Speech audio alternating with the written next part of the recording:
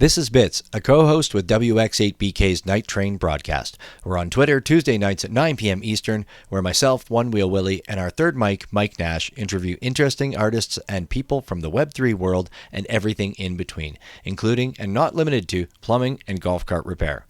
This episode's guest is Triple09, a quote-unquote wordsmithing with AI artist. He's an OG in the tagging art world using the new technology available to create in the Web3 world. I guarantee this episode will make you a collector of his pieces 100%. As always, for more information on the artist, check the links below. Also hit the subscribe button below and check out more of our great interviews.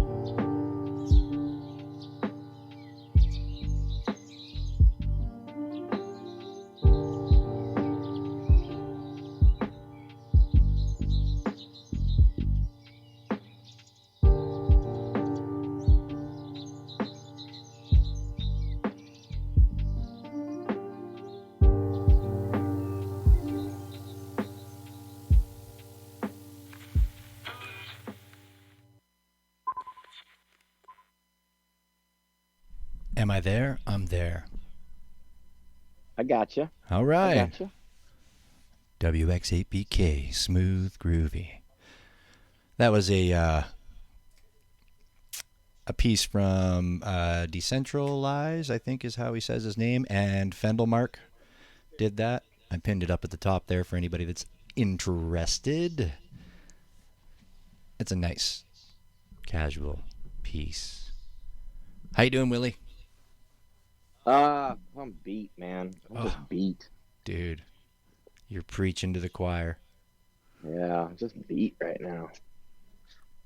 We did 3 days of theme parking for my son's birthday. And it's 2 days too many. Yeah, that's right. I forgot that. Where did you all go? You went to... So we went to SeaWorld, San Diego, the first day, and then Legoland the next 2 days. And it was a lot of fun. Two days at It's Legoland. exhausting. Yeah, for sure. You're outside, you're in the heat, running around with kids. You know, and I'm sure you were pretty excited to be there too. Yeah, it was fun. Legoland's kind of really for real little kids, but um, it was all right. It's the sculptures and stuff are really cool, but they just they don't have great rides for older kids, Right. especially like coming from SeaWorld the day before. They've only got a few coasters, but they're solid. The few that they do have are really on point. So it's a little different going to like all these kiddie coasters at Lego. That's We had dope. fun. It was fun. That's good. Yeah, no, that's a big weekend. Yeah, you were very busy. You noticed it was very noticeable. You weren't around as much, but that's always good to be doing real life kind of crap, right? Yeah. I got an echo here somewhere. I don't know where it's coming from. Came home to a wallet just flooded full of NFTs. I'm like, what the hell did I do? Everyone just airdropping me stuff. You sent me something that was really cool, and it was a really cool thing to see. Like, Yeah. I'd been out, and it was like It was like everybody kept sending me stuff like they missed me or something. No, I think come it was back, just Willie. We coincidence. miss you. Bribe you with being here. No, like share. You just got to share it around, right? You see some cool. I just wanted to kind of start doing that. I mean, I like to add to the WX8BK wallet, and why wouldn't I send you stuff? You know, Mike Nash, he dropped us some really cool stuff. One of the pieces I'm going to be, a little bit hoardy about, and I'm keeping for myself, but he gave me two, so I'm going to give a couple away. We're going to, hopefully, make millions off of them later, maybe, possibly, right? Yeah. Which one are you hoarding? Which one do you like That that he dropped you? that son. Yeah, I like Yeah, that one. no, I that's think I like the Web3 test pilot helmet though a little bit better. it was really funny. I looked at those before when he burnt the leftovers, and at first I was kind of like, and then I looked at it when it was in my wallet, and I'm like, no, I kind of like that. Like I would rock that helmet driving around in the car. Web3 test pilot. Yes, no, I did.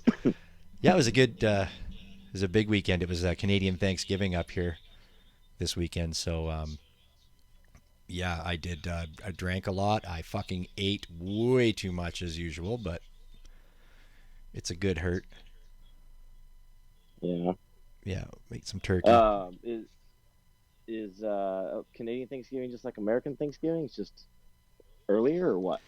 Yeah, I do. Yeah, yes. As far yeah, that it's same difference.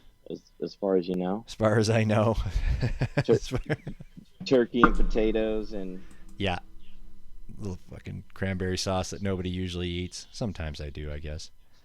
I don't know. did you drink some of that fancy Wagme wine? It was really funny. I brought two bottles. I bought a first round Wagme wine white, and I also brought the Chris Truman Make It Rad one as well.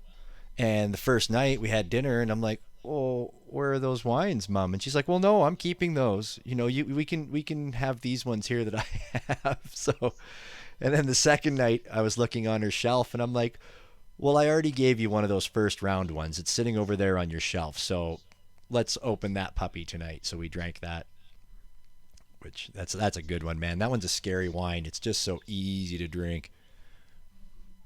Absolutely easy to drink. Yeah. Those, like you say, those are the scary ones when they're that easy. You just like Hmm. 3 bottles later, you're like, what? Yeah, for me typically it's why I don't usually drink a lot of whites is because like I just consume them. Like they're just easy for me. I really enjoy them, especially if it's super dry white, like all day long. We got a good turnout in here tonight. We got some folks in here, some familiar faces, some not familiar faces, but we're really happy to have everybody popping in tonight. We got the Tezos Art Collective up there, Mr. Mike Nash hanging down there, Daddy V Daughters, Indy, 0009.eth, our guest tonight. I guess, do we say it like that? I don't know. I guess we can find out a little bit later. Maybe it's O's 9, Zero's 9. We'll figure. Yeah, that's gonna be my first question. There you go, right?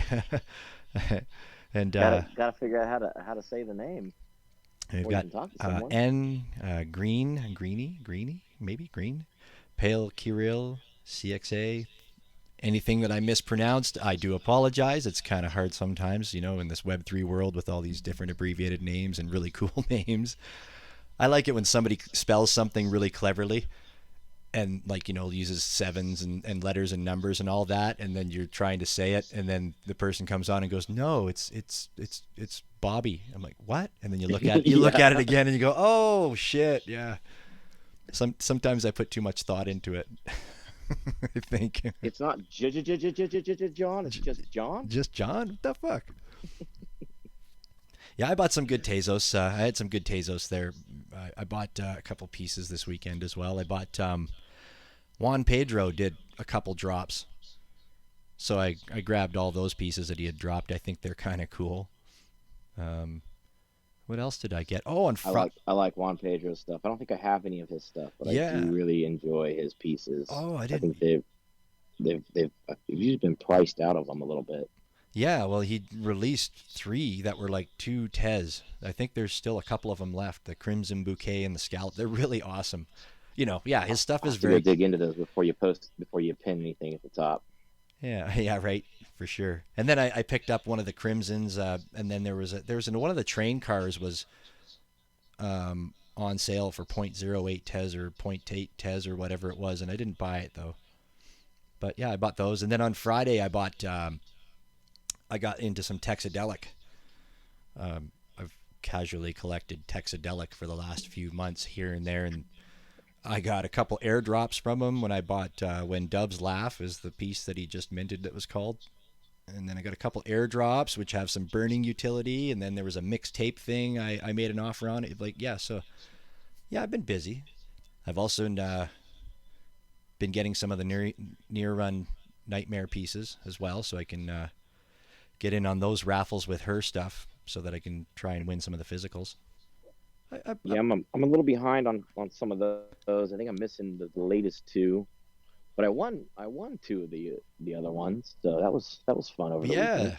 Yeah, WX8BK also won. I think the Spider was what we won. The Spider, her Spider piece, which was her fourth installation. I think she's doing a piece every day of October. She missed a couple days there. It's, I mean, for anybody that's an artist that's out there, I mean, we've heard it over and over again. I mean, trying to do consecutive drops for a whole month, like that's a big deal, man. She's doing this art and she's getting it out there, and she's also got Yeah, physical pieces. she asked for the prompts like 2 months ago, I think. Yeah, So she's been grinding at it. yeah, she has. I'm gonna actually just gonna pop down here and see if I can post one of her posts up there for anybody that's interested. So what she's doing is she's got these pieces, these prompts that she got, as Willie just said, that she's um, doing every day of October, and then she's had some giveaways where you burn two of them and you get one entry on the raffle wheel, and you can win the physical piece from her, which is really cool. She's a very good artist. She's been hanging out in the community for a long time. She buys art. She's in a lot of the projects. She's like a super active person. We support her through and through. Let's see, where is one of these ones here? What is the latest one? Oh, it's that demon thing. I'm gonna put the Yeah, that one's cool. okay. I'm just gonna put this dog one up because it was the first one that came up for me here. I just like how she drew laser eyes in it. On the demon. I'm a Yeah, su- I'm a sucker for laser eyes. yeah. Yeah, Gotta have laser eyes. There. I uh, yeah, I think I pinned it up at the top there too now. So, oh, you got your watches up there. Nice. yeah. I didn't know if you had seen that, so I wanted to pin it up there. That that took me like a week and a half to really source and put together and figure out how to match the band with the NFT, Well, it was very. and then I was really pleased with the result. The colors, the band colors matched like perfectly, and I was like, because I figured just it being a drawing and NFT. It's a Mike Nash, by the way, who's in here. Um, that it would just be off a little bit, but it's like dead on. No, when I first looked at it, I was in the car and I was at a red light, and I just kind of looked at it and I was like, "Holy shit! Did he get himself one of those vintage watches?" And then when I came home and I looked at it again, I was like, "Oh, that's really cool how that worked out. Like that worked out like totally badass. That's pretty impressive."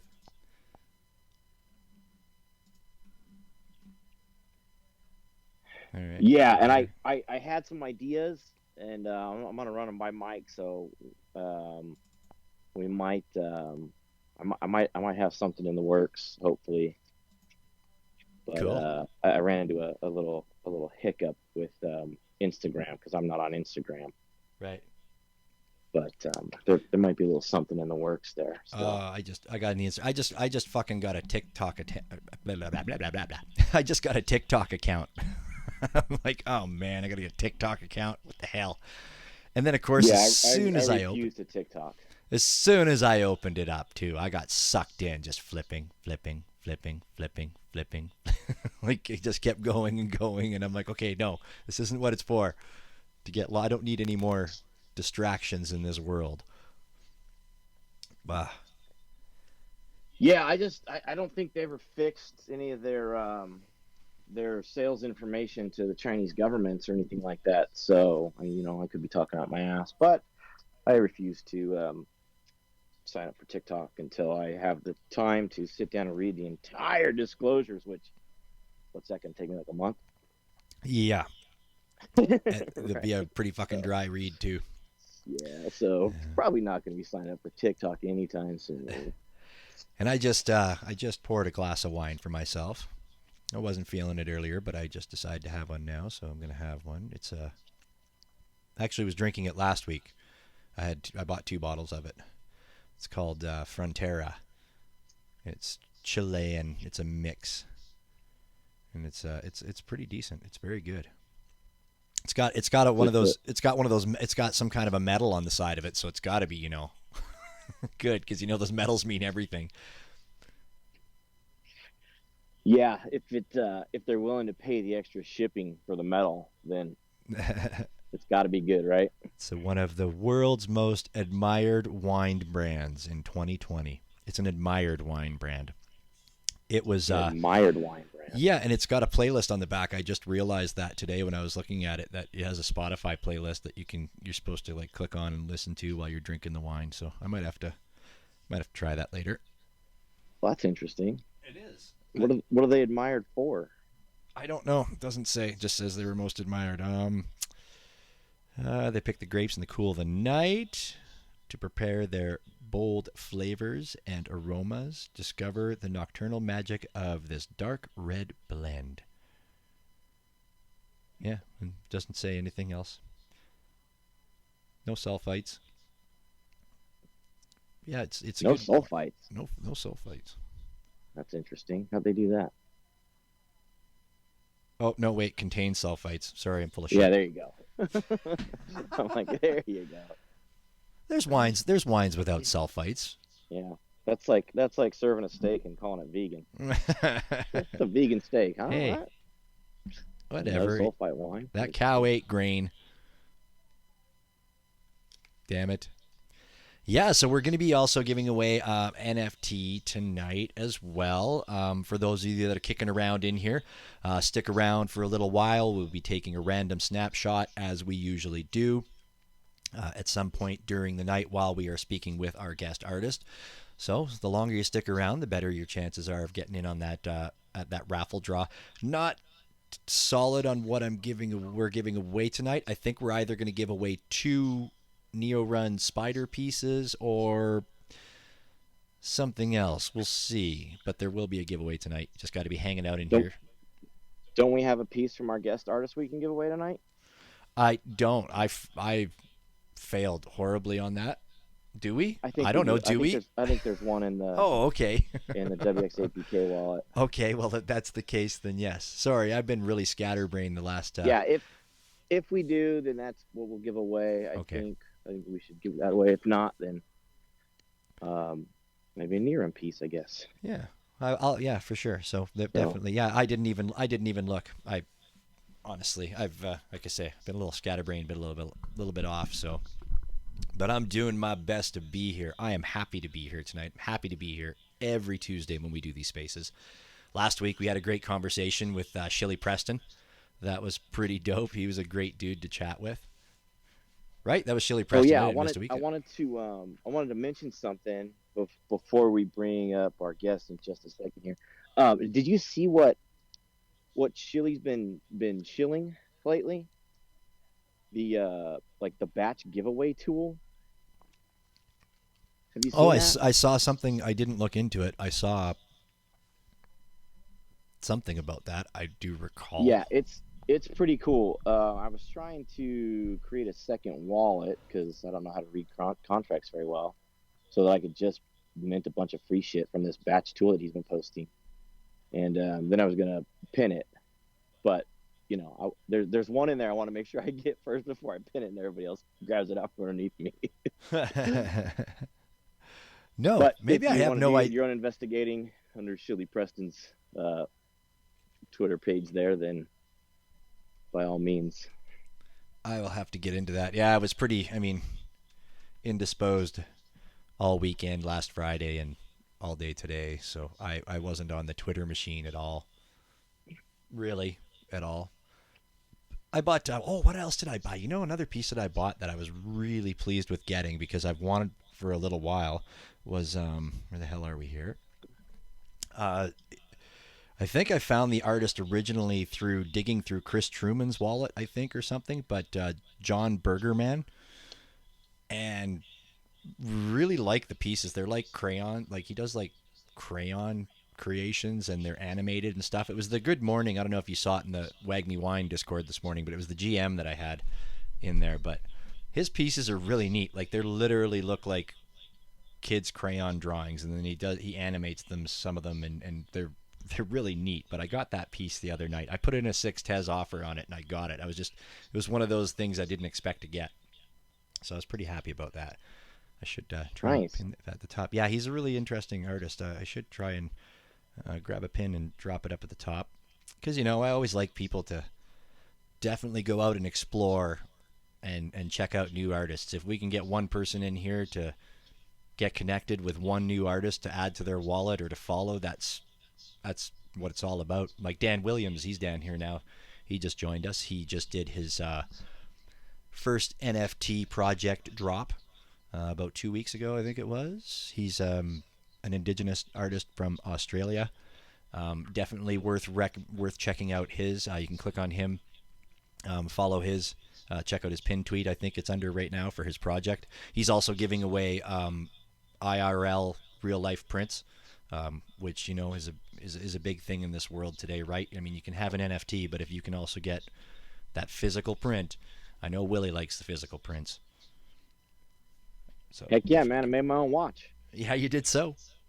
You did so. It's got a lot of people in the room. All right. Well, you got anything else pressing? Any more housekeeping that we need to do? We're probably forgetting about stuff, like 100%. I don't.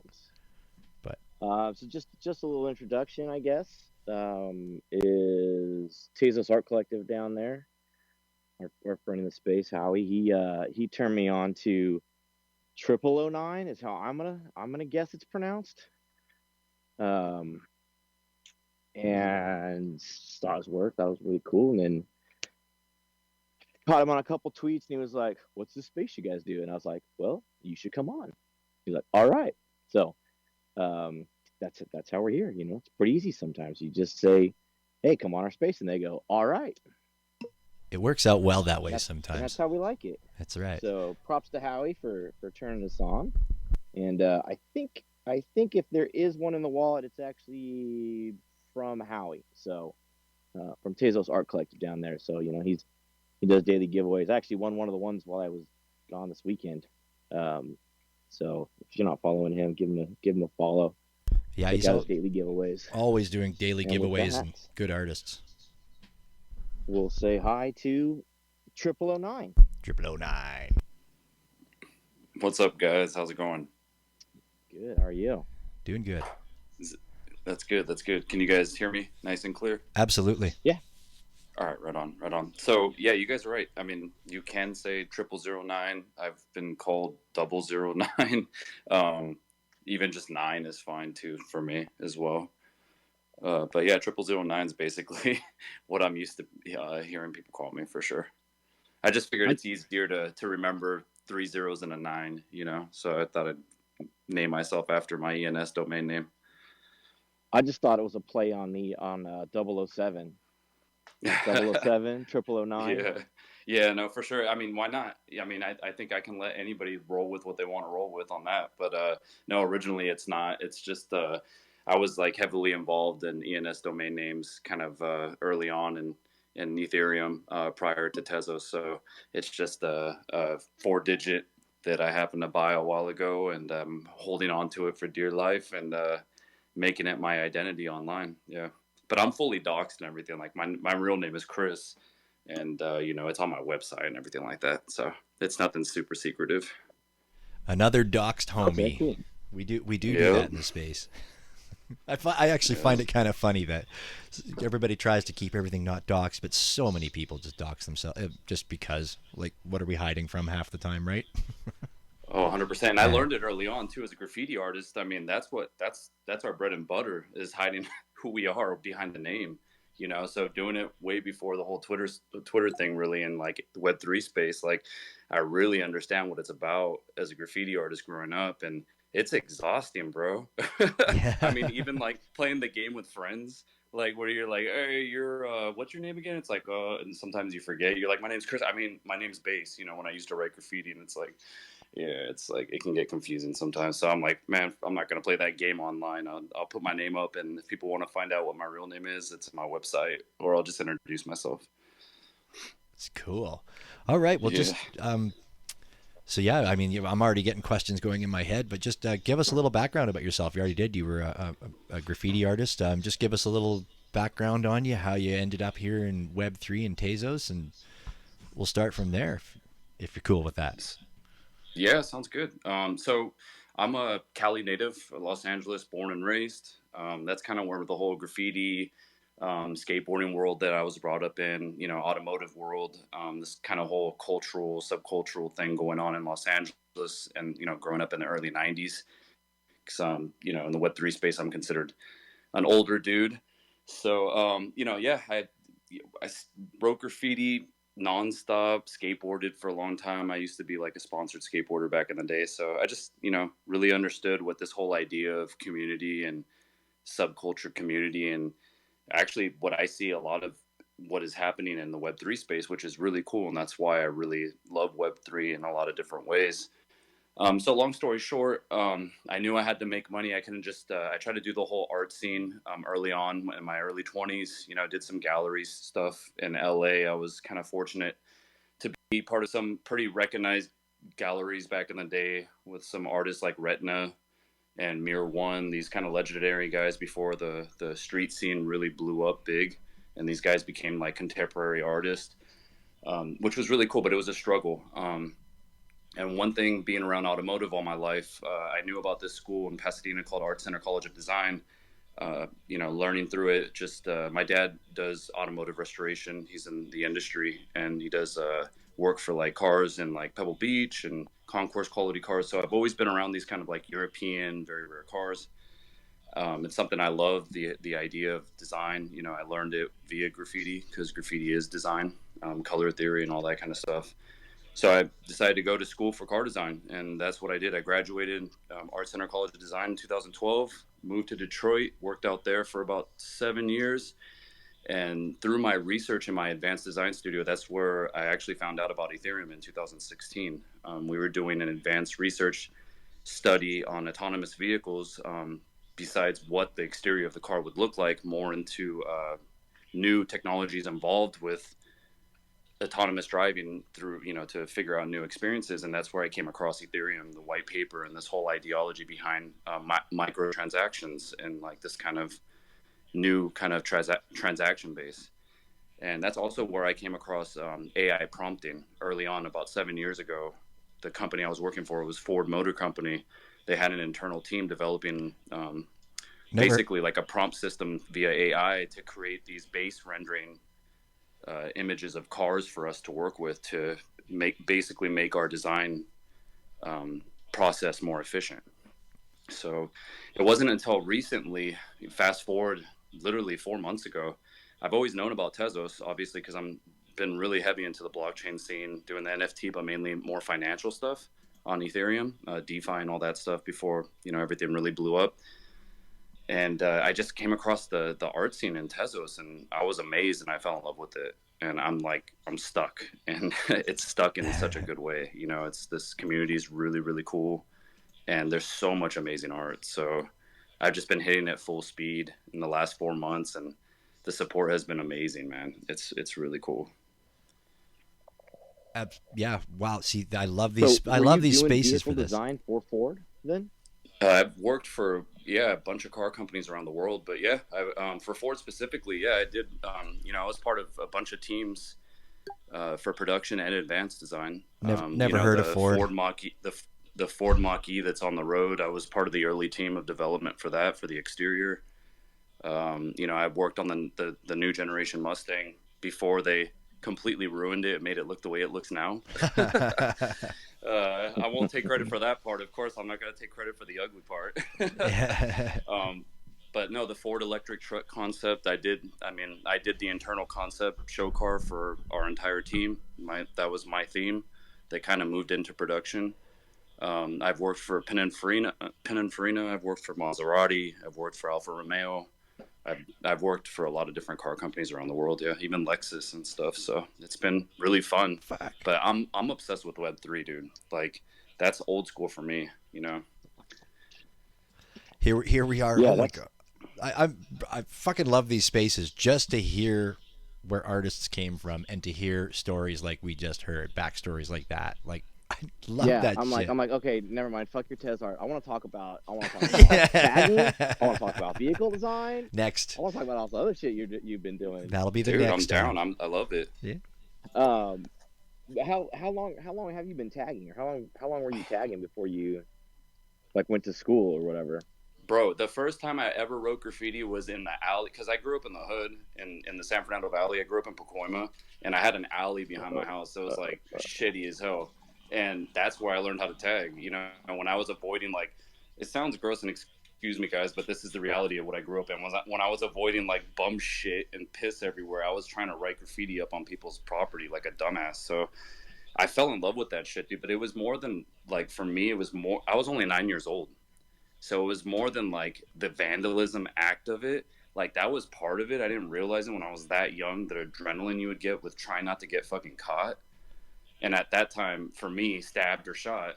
But it was that adrenaline. But more so, I was just so obsessed with the letters. I was so obsessed with the talent these dudes had to control spray cans and before I knew what thin and thick line weight was and line and movement and color theory and all this thought process that goes into like trying to bomb up the side of a freeway that's with some legit beautiful art before you get caught, hopefully, like that was the beauty of it for me. It was just like I just fell in love with it, and I've never stopped, dude. I write graffiti still to this day. I don't do it illegally because I'm older now. I have a wife; she'll kill me.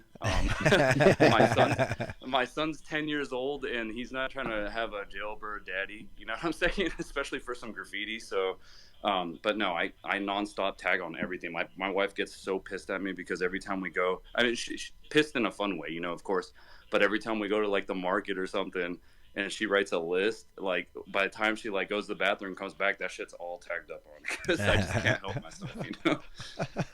Dude, I'm like 2 hours north of LA, so if you're still in that area, I got a nice big giant block wall you can do both sides of if you ever want. Dude, I'd be so down. I'd be so down to do something like that, man. Like totally.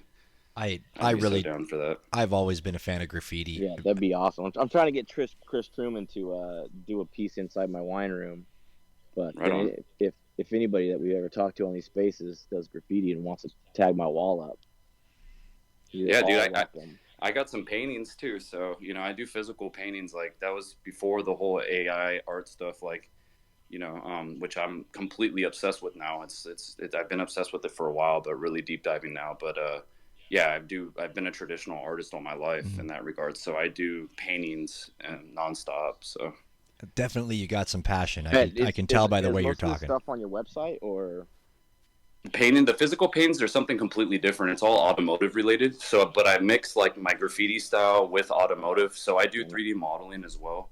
And basically, what I did for a whole different passion project that I had regarding the automotive world. Because I was, selling to like major OEM brands. They were putting them up in their studio and stuff like that. It's I basically start off with like my favorite cars, like let's say a Ferrari F-140. I build the whole car in 3D, and then I do something called curves on surface. It's like projected lines, and what it is, it's I can describe it similar to like if you know the artist on Tezos named Nate Hill. He does like these beautiful like mountain scenes, and they're all done in like lines. They're like contour lines to describe the shape via lines. I did that with automotive, with cars. And then for the painting, what I did is I took my graffiti inspiration and I would use 5mm mops. So it's like a marker that drips.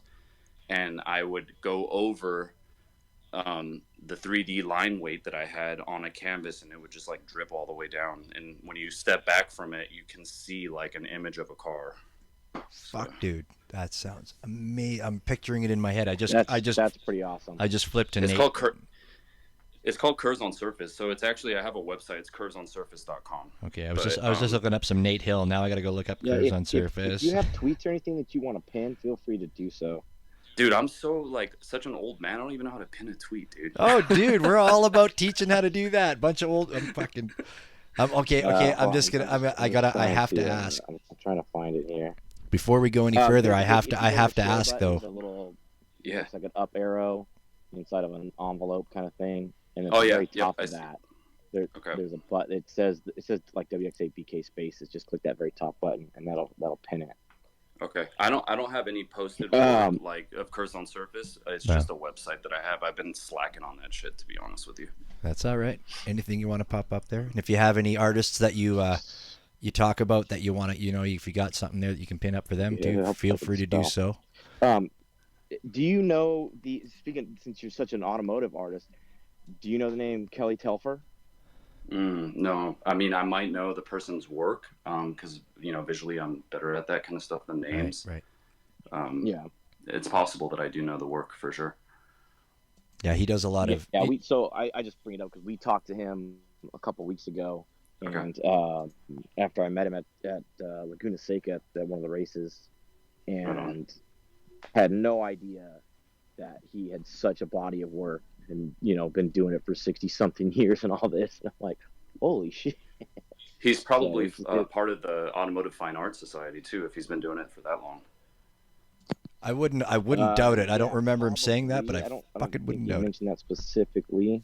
Okay. He does a lot of. He does a ton of work for race car teams and NASCAR and stuff. Find this Curves on Surface website. It was awesome, man. Can you hear me, Willie? Oh, Willie? I can hear you. Yeah, Bits. you can hear me, Willie. You've lost somebody. You've lost me again. Did I lose bits again? Yeah, there we go. Yeah, I think so. That's what I figured. Yeah, I can't. Hold on. I'll back out and come back. Are you there now? You can hear me? No? Yeah, I can hear you, Bits. Yeah, you can hear me, man. Right on. Yeah, Willie has this problem sometimes, and then it sounds like he's cutting me off all the time. Willie's not a dick like that. Yeah, I didn't assume so. A lot of people are having these issues in spaces where one person will not be able to hear a specific person, and that person's like, "Can you guys hear me?" And everybody can hear him, and then the host is like, "No, I can't hear anything," and they're like, "What the fuck?" Yeah, no, it's it happens all the time. We've had some really crazy experiences in here. We had one night where we just kept getting rug after rug after rug, like it was so bad. We've had all kinds of, but it's not perfect. I mean, the biggest problem I have with Spaces is that I have to run it from my phone. Yeah, which is just. I don't. You guys are juggling a bunch of stuff. I know that could be difficult too. I'm on my phone right now, hoping I don't get cut out myself.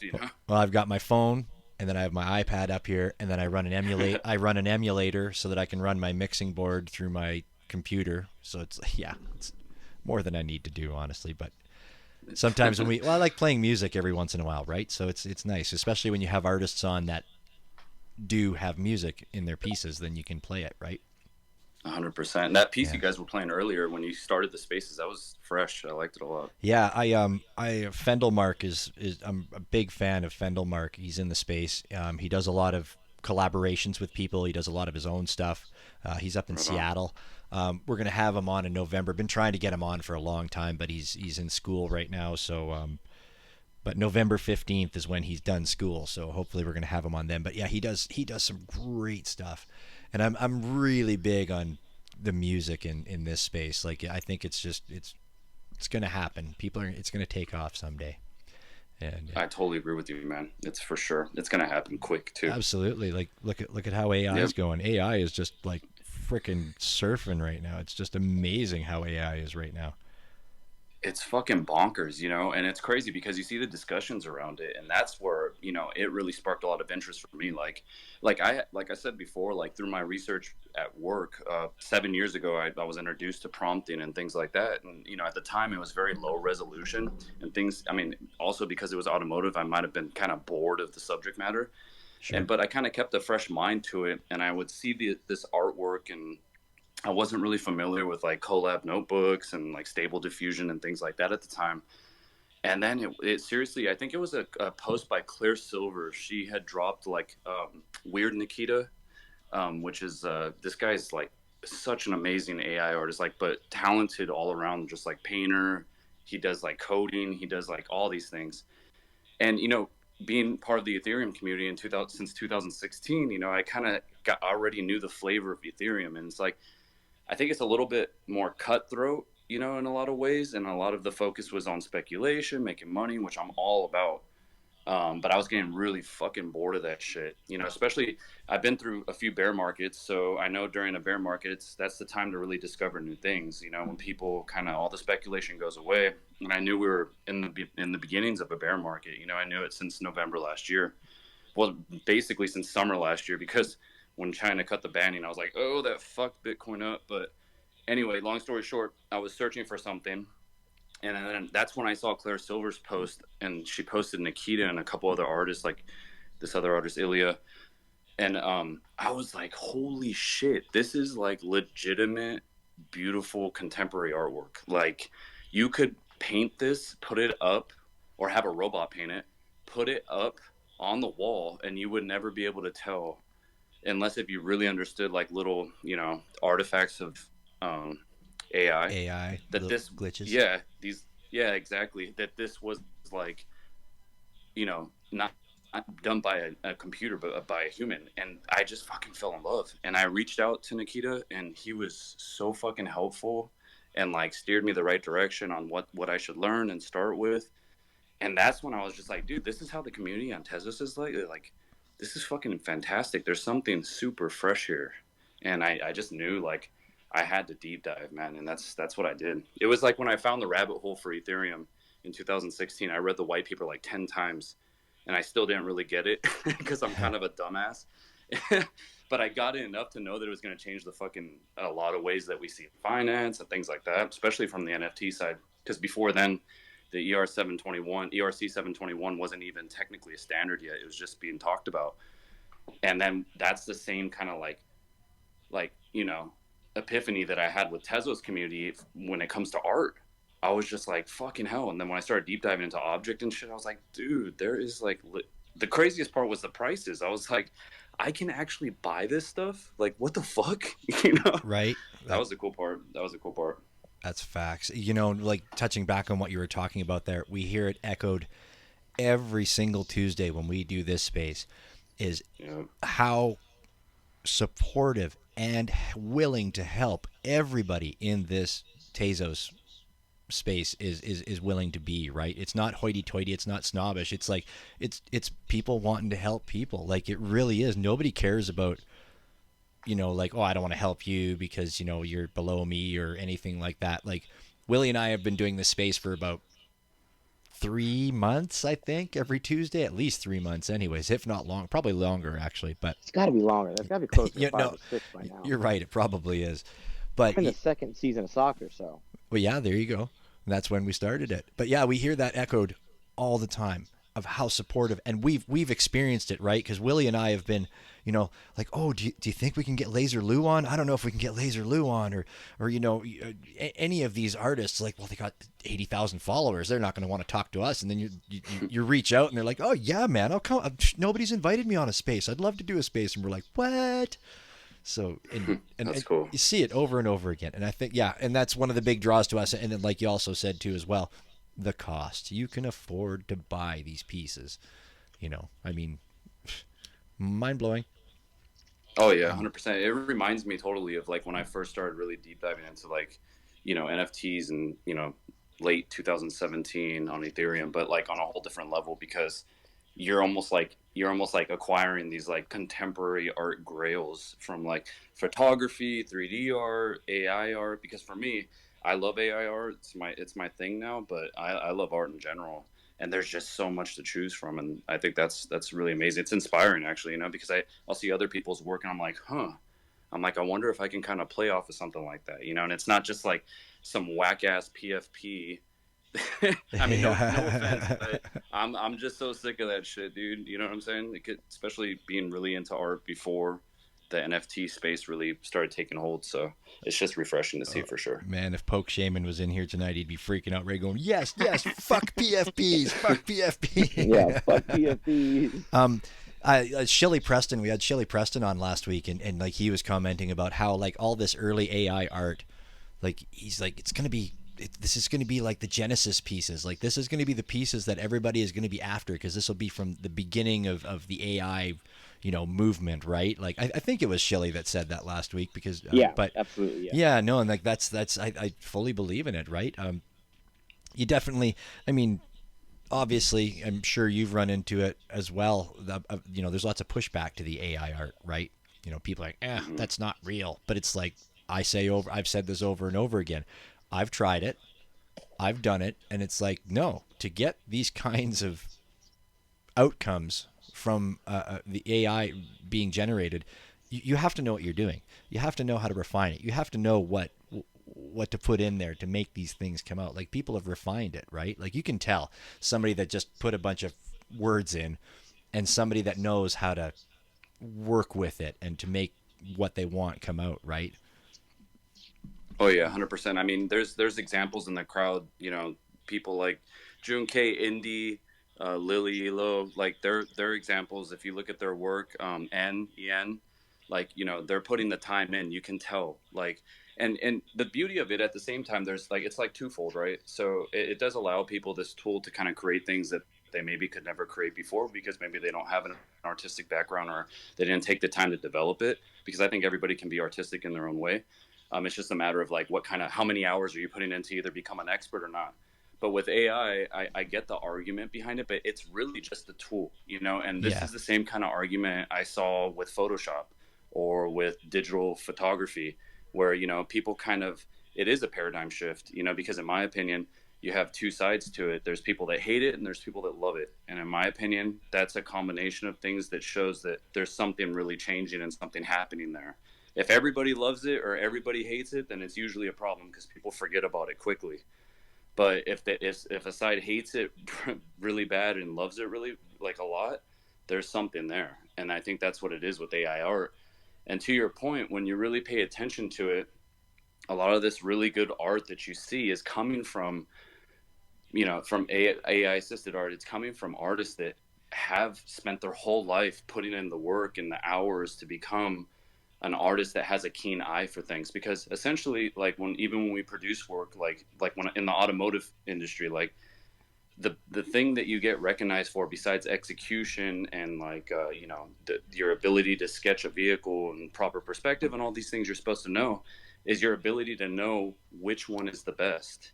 So when you're putting it up and presenting the work like we are on Twitter to people, or when we try to sell our work on Object, it's a carefully curated selection of work that we feel fits the right, like, energy that you're looking for to get people excited. And that's the hardest part, because you can go ahead and produce thousands of pieces of art and sell it on Object, or wherever, but you're not going to build demand up if that doesn't speak to your audience. And I think that's where the difference of the two is. Well said.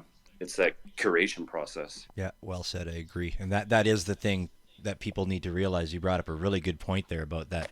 A lot of people that are doing this have been in the art world prior to doing this, right? Like I think Shelley Preston was a what was he? I'm getting Flexosaurus and him mixed up. Do you remember Willie? He's an art I think they were curator. both actually curators. Yeah, they were both curators, right? Okay. So Shelley was like, Yeah. he's like, I started taking art that I liked and I started using those to build pieces of my own, right? Which was kind of cool.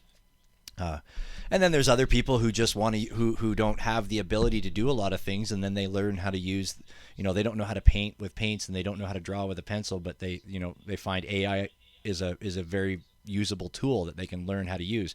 Actually, Huge Mike is in here, and he's started doing a few pieces. He's got about a dozen pieces or so, I think, that he's started to do with AI, and he does a great job of it.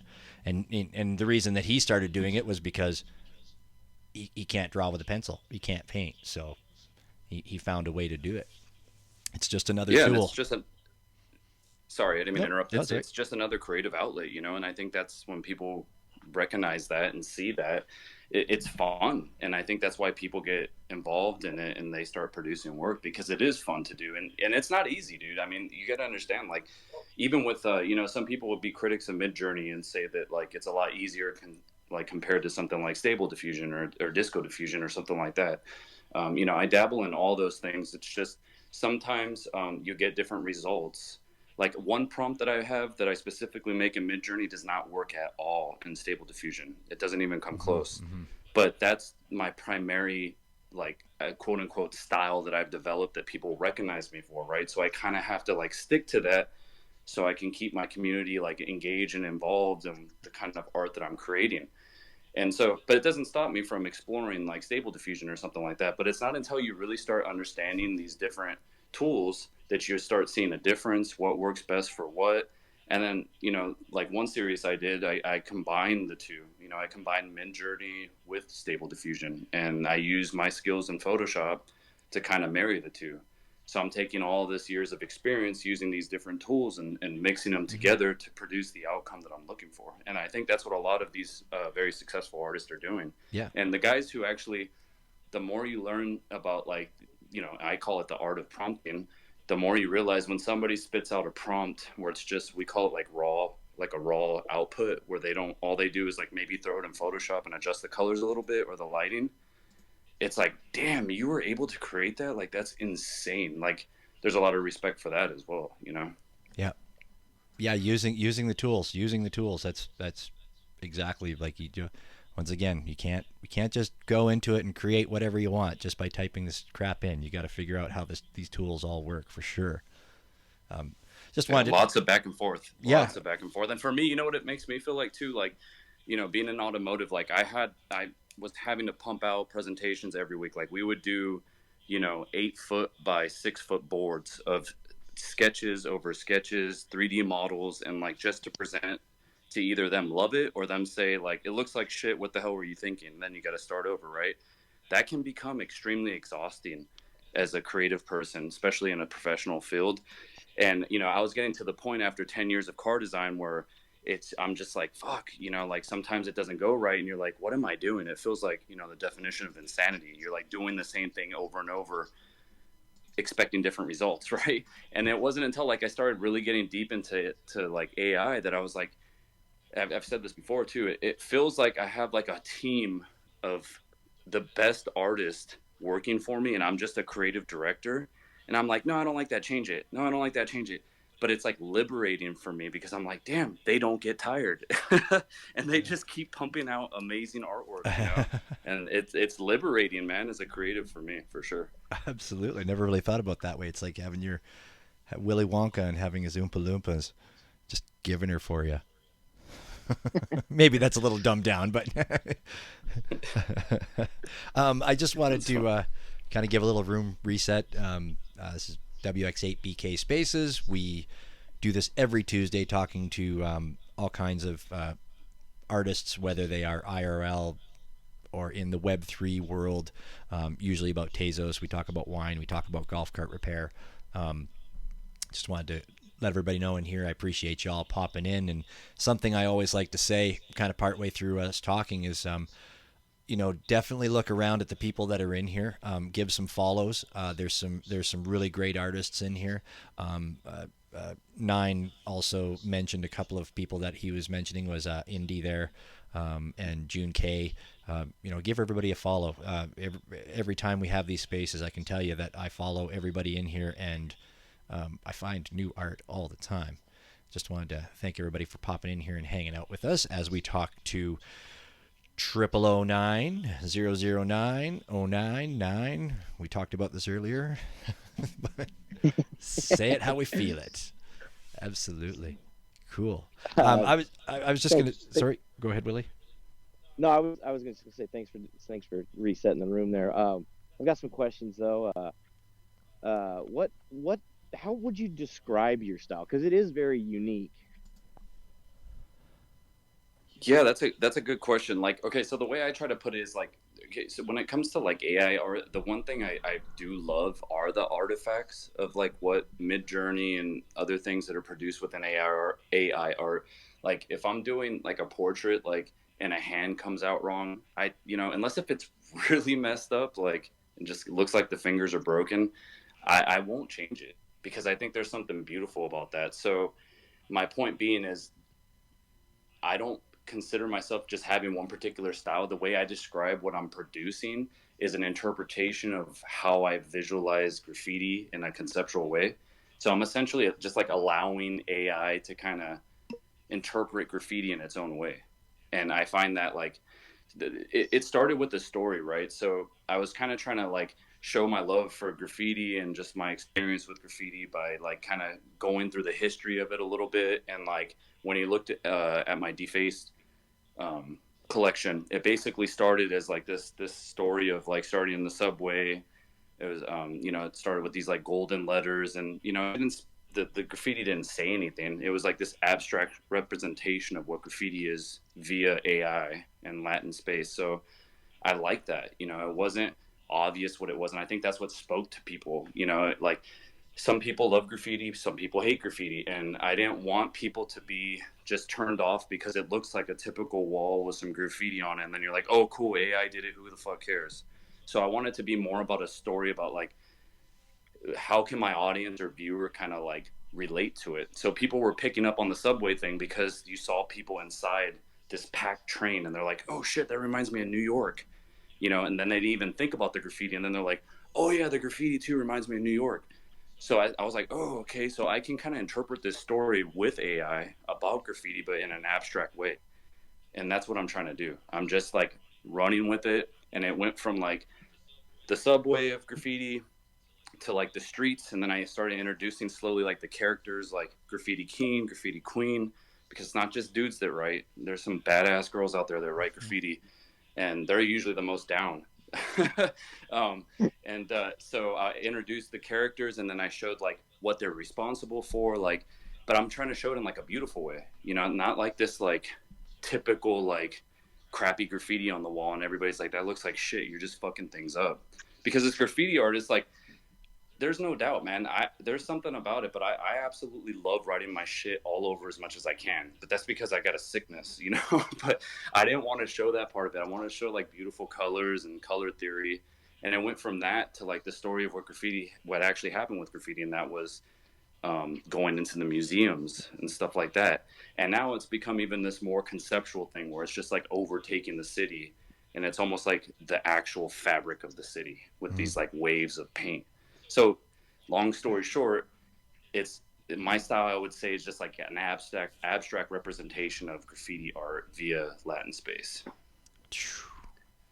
So you mentioned waves of paint. Is that kind of what you would describe as like all most, if not all, of your pieces have this like overtaking feature that looks like, I don't know, a monster or an overgrowth kind of thing? And when I see it, Yeah, is that how you would describe that? Is as waves of paint? yeah. For me, the representation of that while I'm doing it, like what my brain's thinking is that that's just huge waves of graffiti paint that AI is like abstractly showing. But that's the cool thing about it, right? It goes back to the whole story, and it goes back to how it speaks to certain people, and like everybody describes it differently, which I think is really cool. Like sometimes it's interesting when I do like red and white waves, people are like, that looks like meat, dude. And I'm like, that's interesting. I didn't look at it that way. Or like when I do blue waves, you know, they're like, that just looks like this fucking huge wall of water coming in. And it's just like, it's crazy to look at. So I think that's where I kind of like struck gold, you know, like they don't like people a lot of times when they look at it, they're not necessarily looking at it because it's graffiti or the interpretation of what I think graffiti could be in a cool conceptual way. It's whatever they want to make it. And I think that's when you strike on some art that speaks to people in different ways, that's when you got to like keep moving forward with it, you know? Yeah, I always got a very like apocalyptic, like the humans are gone and the earth is taking over again kind of feel from it. Only it's that colorful artness that's taking over. Yeah. Yeah, I mean, and that's where the colorful part comes from, is like these like this interpretation of what graffiti is, you know. And yeah, I try not to make it feel apocalyptic or anything like that, and I could see where that kind of idea comes from. But again, there you go, like that's exactly what I'm talking about. Like you see something in your own way in my artwork, you know, and that's not necessarily what I was aiming for, but it doesn't mean that it's wrong, right? That's your interpretation of it, and that's what I love about it, you know. And if it vibes with you, that's even better for me, you know. So, Yeah. and that's what I really appreciate about it, because when I go somewhere, and especially when it comes to abstract work, you know, you look at a piece and some people will say, oh, this reminds me of this, or this reminds me of that. Everybody sees something that they want to see, but either way, they're drawn to it to look at it and really analyze it in their own way. And I think that's a beautiful form of art in that way, you know. That's really cool that Yeah. you mentioned it, that about you love it when people interpret, like look at and get, find something else in your artwork that inspires them, or they see something differently, and that you accept that. And that's really cool. I've asked that question a few times in these spaces with other artists, right? Do you get offended when somebody looks at your art and completely doesn't get it, or sees something totally different, right? Because I always wonder that. But I mean, the right answer is that, well, you're an artist, and if you're putting your stuff out there and people are interpreting it differently, that should be a drive for you. That means at least it's catching their eye. It doesn't matter whether they see what you saw. It opens your eyes as well too, right? To that, oh yeah, I guess maybe, right? But the fact that you're getting engagement, no matter how you get it, is really important, right? Everybody's opinion. Exactly. That's exactly what matters, especially when it comes to art, because I see the other side of it from a design perspective, right? If I'm gonna put like, if my design brief is to design the most beautiful next generation computer as an industrial designer, and I put it up there, and they're like, "That's a cool cell phone," you fucked up, you know, because like it's not art in that regard. You can make it look like art, but your goal is to objectively execute the most beautiful design you can with the given, the given, um, you know, requirements that you have. And if you're showing a piece of design that's not what it's supposed to be, then you failed. But with art, you kind of got to be more subjective in that regard, right? You got to be open to, and I learn from my audience too. That's what's awesome for me. When people are giving me feedback, like I get ideas. Like I'm working with my audience to come up with the next thing. Like it's kind of behind the scenes on me, but there's plenty of feedback that I get from people, and they're like, well, I don't really know much about art. And I'm like, well, you just gave me a killer idea. So you know more about art than you give yourself credit for. And I appreciate you for that, because it's like subjective feedback, and you got to learn what to roll with and what not to roll with as an artist. Mm-hmm. And when something's super interesting, I'm like, oh shit, I didn't even think about it that way. That's really cool. And it just gets me excited to do more. That actually kind of leads me to my next question of, there's this kind of side debate in AI art about whether or not to share prompts. Yeah. And some artists will put it right there in the metadata, in the description, and other artists hide it. Mm-hmm. But if you have such a signature style like yourself, then do you share your prompt and just go, haha, good luck? Or do you keep that hidden? No, well, the way I look at it is like, I'm in my prompt. It's not like I'm saying, blah blah blah in the style of Chris Maestas, the industrial designer. I'm asking it for in the style of like James Jean or this and that. So for me personally, it doesn't bother me to share prompts if people ask. I can't say that I own a prompt. It took me time to get to where I got to develop the style that I'm getting to, but no one's gonna create it the way that I'm creating it through my lens, right? It's like the one thing I've learned in design school is like you can like, because as a designer I'm always inspired by, because what we do is visual communications. When we see a top world-class designer put some sketches out of a concept car, everybody in our industry copies him for like 2 months, but no matter how much you try to copy him, you will never be that person, right?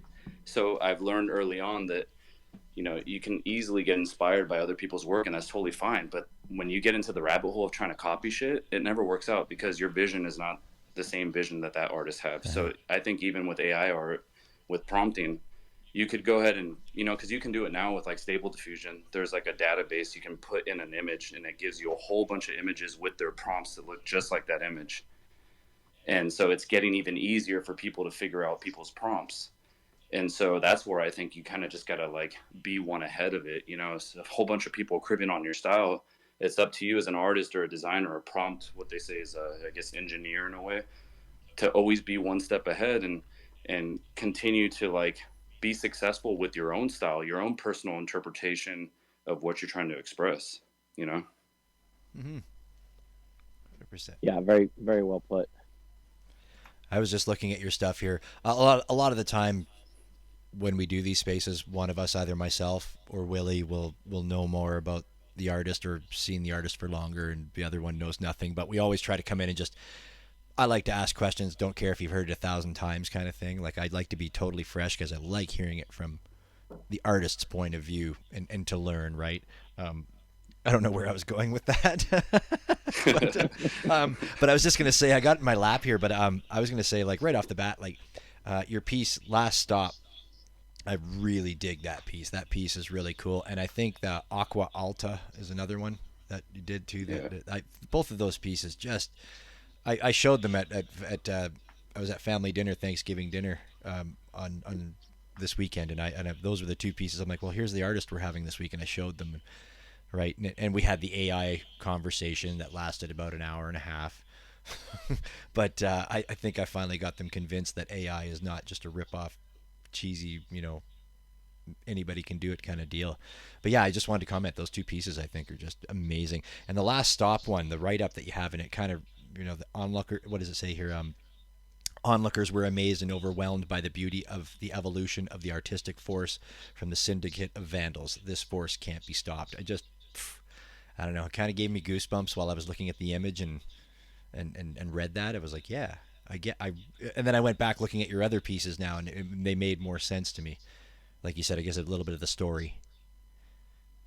Yeah, for sure. No, I appreciate that a lot, man. Yeah. I mean, I had a lot of fun with Last Stop. That was supposed to be an open edition of 1,000 pieces, and it sold out, and I was just like taken back completely because it was such a good day for me. And I owe it all to my community of supporters. Like, everybody's freaking amazing. That was the day I also announced that I'm dropping a Genesis piece eventually, but I got accepted on the Super Rare. So I wanted to do this. It was kind of like a play on things, right? So I'm going to be an artist on Super Rare, but I want to drop an open edition that's not so super rare, so all my community members can come and get as much as they want. So I don't know. It's like, it's like this duality aspect. I've been playing with that the whole time with this whole AI art. And I was just kind of fucking around behind the scenes. Some people got it. And that's another reason why I called that piece Last Stop, because it was like a play on words as well of like, quote unquote, is this the last stop before the train takes off? You know what I mean? I was just kind of fucking around and having fun, so I'm just like super taken back that like I had that level of support, and I'm glad that people like my artwork that much, man. It was pretty fucking awesome. That was a really special day for me. Well, I'm buying one right now just because I gotta have one. So how did your Super Rare drop go? I haven't done it yet, actually. That's since I got a decent crowd in here, I might as well drop the alpha. I'm dropping my Genesis tomorrow morning. It's gonna be my my GM post, and I've teased it already. So it's a piece that I have called Growth. It's a piece that got like a lot of likes on it. I was like shocked that people liked it that much, but that spoke to me because actually one of my collectors, Capstone, he collected the original piece that I was going to drop as my Genesis, and that's on my object webpage. It's called Basking. Right. So I was going to take like this whole interpretation of like, so far, like the waves of graffiti have been interpreted and viewed from the people in the city seeing the work of the vandal, right? So the dude came in, you see this waves of paint, and then the onlookers, the city goers, are looking at the paint. They're like, whoa, what the fuck is this? But now what's happening is I'm now focusing more on the vandal himself and him like kind of basking in the glory of his own work.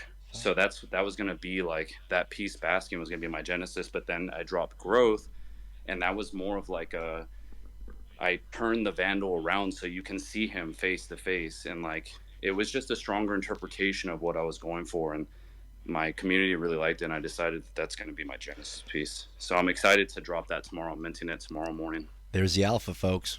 Tomorrow morning. Cool. A super rare. I didn't even know that. Willie, did you tell me that? I don't know if you even told me that. Does anybody have any questions? Super rare. They want to come up and ask? I'm pretty impressed. The super rare. I don't even know if you told me that or not, Willie. You might have, but another super rare artist that we've had on here, ba-boom. Got to mint that. Yeah, and we did try to time it so that, which I thought you were dropping it last week, but we did try to time it so that you came on right around the time your super rare did drop. So no time like the present, I guess. Right, right? you guys just got the alpha on it right there. I Yeah. mean, not that it's too much alpha. I mean, I'm a fucking humble artist, you know. But I'm just saying, like, you know, for all the guys that in the community I am part of here in the crowd, which is fucking awesome. I see you guys and thank you. You guys know tomorrow's my Genesis drop, so I'm stoked to share it here for sure. I've definitely noticed Very cool. through the looking through your object, like, and I've definitely noticed you definitely have some. You've got some people that definitely dig you. That's for sure. You definitely have a community. You have people that collect your stuff, and that's really wicked. And I'm glad you brought them along with you tonight. That basking piece, I like that piece. I dig that. I just pulled it up here to look at it, and it's like, yeah, that's I'm a snowboarder, and that's I look at that piece, and it's like I just want to go ride that. I want to go ride those paint waves out there. Just That's cool. I like that. looks like a bowl. Not I the love that. See, and that's another thing. Like, I relate to you in that regard. I love snowboarding, and I never. I mean, it kind of looks like ice to me, but I'm so like involved with the idea of it being paint that when you can tell me like I want to go ride that shit as a snowboarder, I'm like, that's fucking cool. So do I now, you know. But yeah. I never thought about it that way before, you know. Yeah, well, when I was looking at your pieces this weekend, that's like I didn't really like click in, like I said, until I read the write up under last stop, and then I clicked in. I'm like, oh, okay, I get it now. And I went back and then I started reading it. We hear that all the time, right? You always got to read these write ups that are underneath the pieces. It's really, really important. The artists take the time to do it, and it's there for a reason, right? Like that made me go back and look through all of your pieces again because I got it after I read that. I was like, oh shit, like I've been missing the whole point here. Like, Yeah, and if you go in like museums survey of graffiti, like there's it's all the same body of work, but it's a different part of it. You know, it's like, and the beauty of that collection was that was my first solo show at Super Chief, so it was like really cool to show that body of work in a gallery, like, but in a Web3 way. You know, so but it's cool because that's the evolution of graffiti, right? And the history of graffiti is from the streets to the gallery, and now I'm taking it conceptually where it's just like overtaking the city. It's like that's why I called one of my pieces the fabric of the city, because it literally in a lot of ways is the fabric of the city. It's part of the city, you know. mm-hmm. Yeah, it's part of what makes their culture, right? Because I mean, if you follow graffiti and graffiti artists all over the world, then you notice there's this huge difference between it's almost like any other language or dialect, where you can see the difference between Spanish graffiti artists and English graffiti artists, Mexican graffiti artists. You know what I mean? Like there's definitely stylizations that can be picked out between them.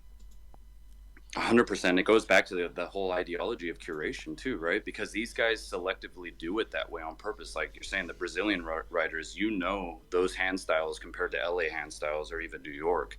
And then if Philly has their own hand style, even the color choice, you know, European graffiti is like known for their 3D letters and the beautiful colors that they use. And a lot of this stuff is like very design centric, like, and it's relatable because culturally, design is a big part of Europe. You know, it's and not so much as America recently, but American graffiti. Even though you know a lot of people say it is the capital of it, and it is.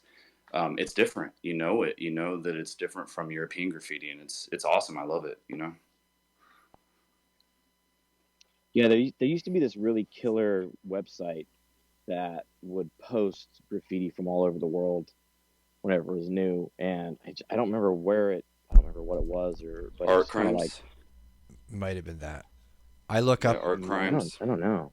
I look up a lot of stuff. I can't even remember. That might be the website, but I look up a lot of stuff because I live above a railroad track, so I see a lot of train cars and different graffitis. So I'll look things up, and then also sometimes I drive through the train yard when I'm coming back from work, and I always like to look up pieces because it blew me up that I could actually fucking take these pieces that I've seen that were amazing and actually start Googling it and find out what crew was like painting it or who painted it, right? And that's mind blowing. And I'm trying to.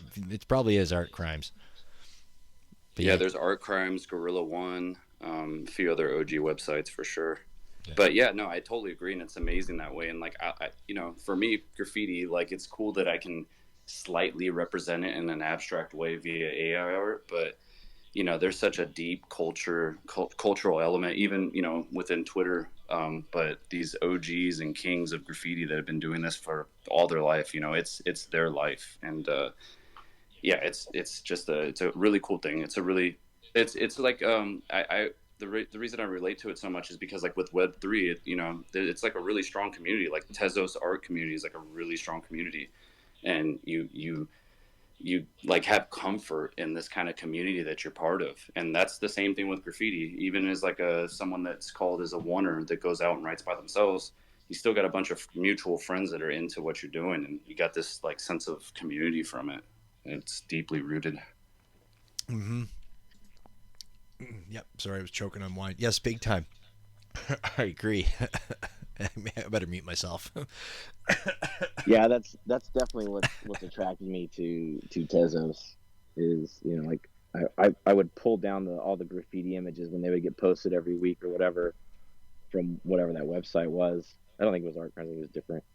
And those would be my backgrounds. And then I found Tezos, and I was like, oh, and I can actually support the artist, give them a couple bucks, and use those as my desktop backgrounds. Love it. And Yep. then I get to talk to all of them every week.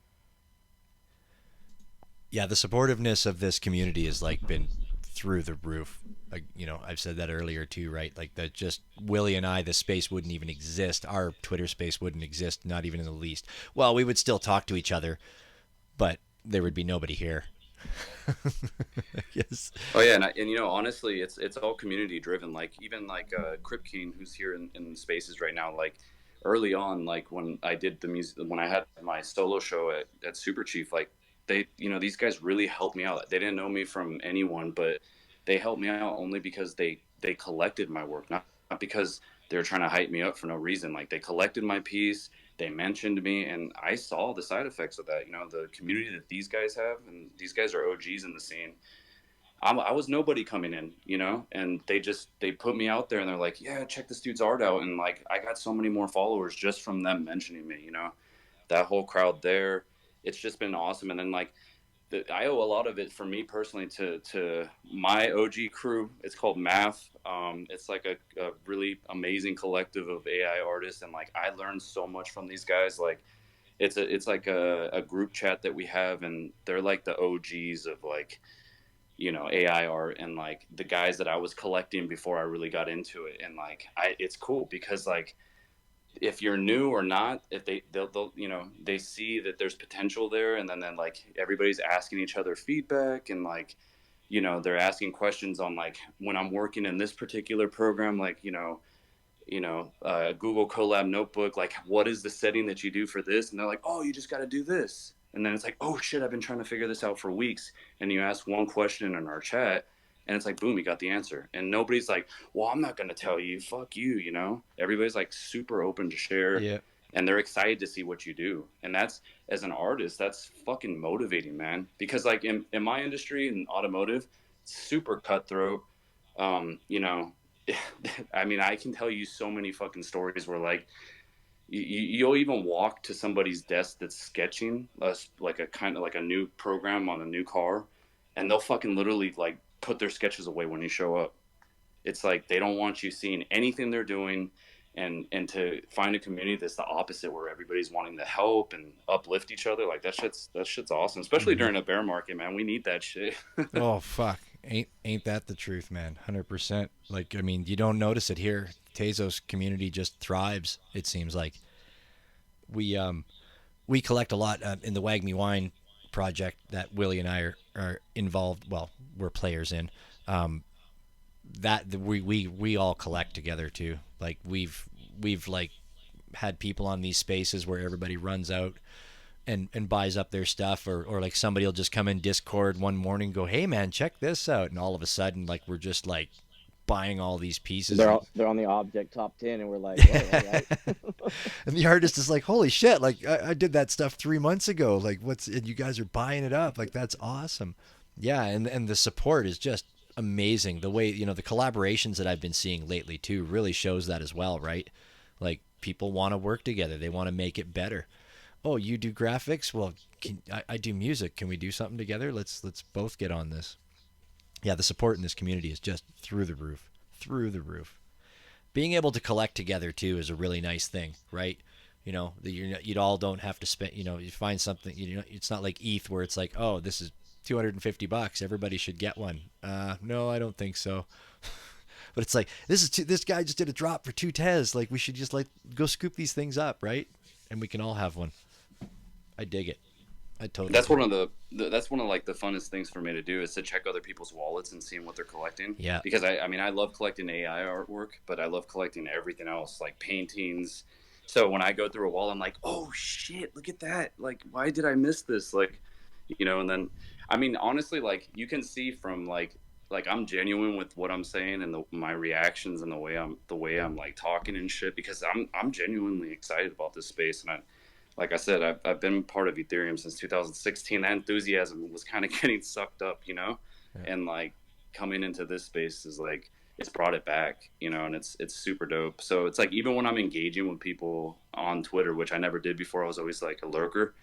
I'm being genuine. Like when I'm telling somebody like this piece is badass, I'm not like doing it for engagement. I'm not just doing it so you can notice me. Like I do it selectively because I really feel like, oh shit, there's something new here, or this person has an amazing eye for something. And whether you believe me or not, because I am nobody, hopefully, it helps you push for your next piece, that little bit of like positive Mm-hmm. reinforcement, like, not negativity is always going to be there, but I think it's always good to have constructive feedback as a designer artist, giving somebody constructive feedback. It's so helpful, man.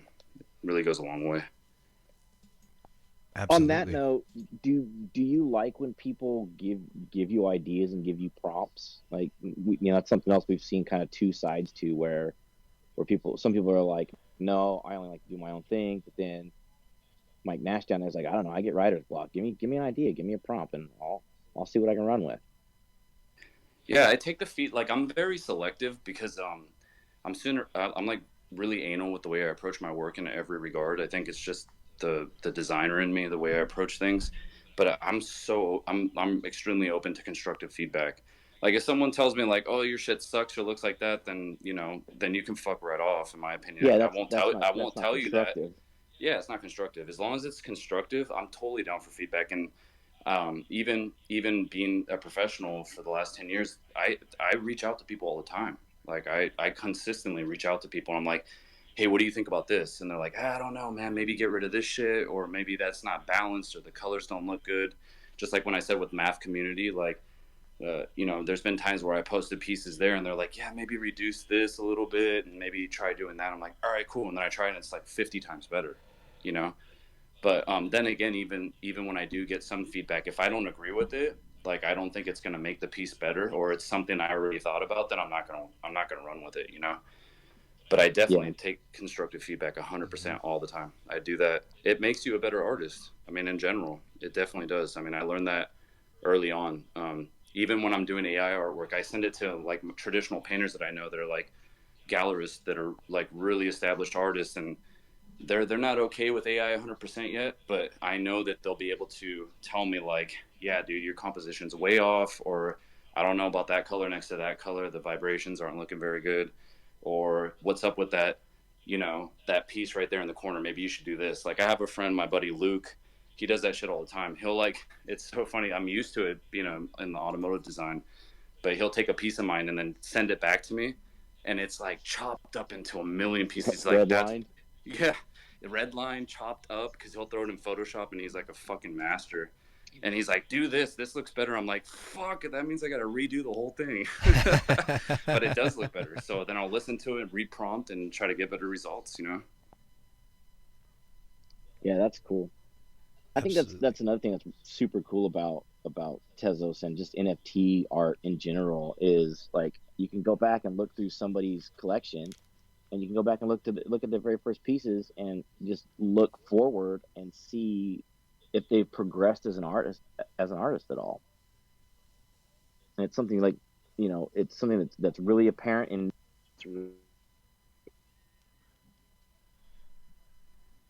Did we lose Yeah, I Willie? agree. And you see the progression in AI art as well. I mean, just the small community that math, all the guys in the crowd, like things do move very fast, and you do see progression quickly. And it's amazing though, because somebody will, in the community will like really be very good at capturing textures. And then like Richard Nadler, in my opinion, like I hope I'm saying his last name right.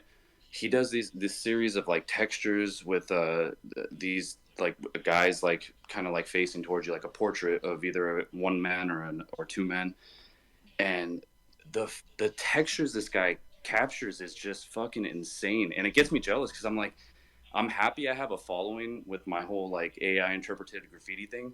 But as an artist, I see that I'm like, oh my god, I want to do something like that. That looks so cool, you know.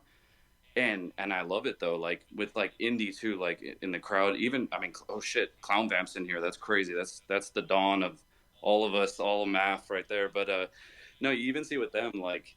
Fuck man, like the progression is phenomenal. Like I love Indie's work too. Like for instance, because Indie like paints and mixes AI. Same with like Ilya and Nikita and Phosphor too. They'll like paint and mix it and go back and forth until they get something that's like really magical. And I admire shit like that so much. It's beautiful work, and it really stands out amongst the crowd. That's when you really can see like a contemporary modern artist like shine through, and it's beautiful. Fuck yeah. Well said. That was beautifully said. I thought. Um, Once again, I'm looking at 3 screens and I lost my train of thought right there. And then, holy fuck, Yeah. that's the second time tonight. And I'm not even high yet. Maybe that's probably the problem. I have no idea where the fuck I was going to go. Willie, back to you.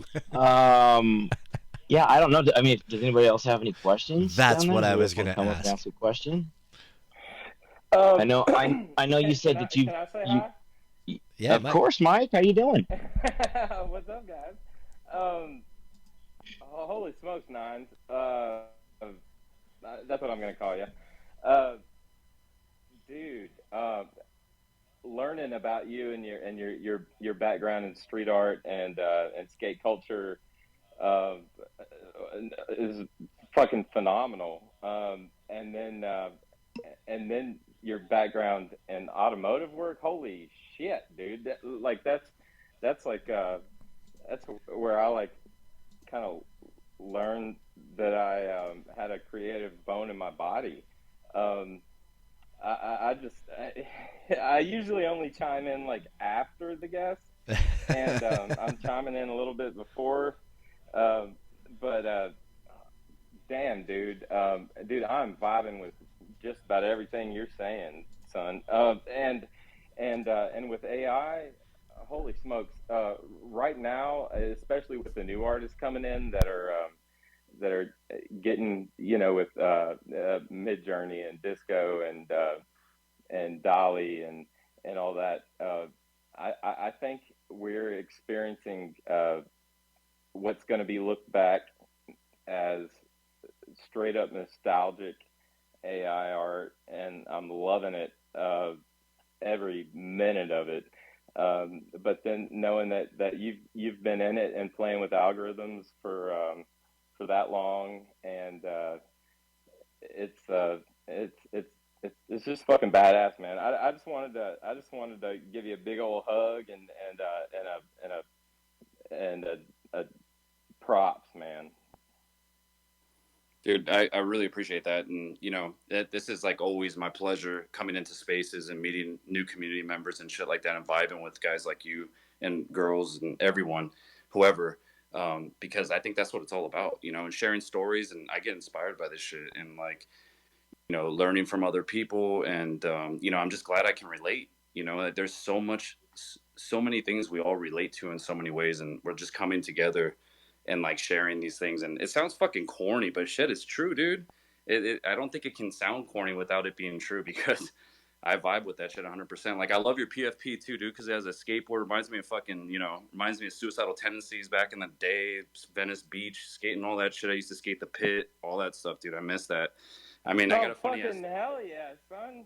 Dude, Yeah, I skated the pit before they tore that shit down when it smelled like funky ass graffiti, like the bum piss. And I was writing graffiti in that pit, try not to get beat up, skateboarding whenever. I used to take the bus from San Fernando Valley.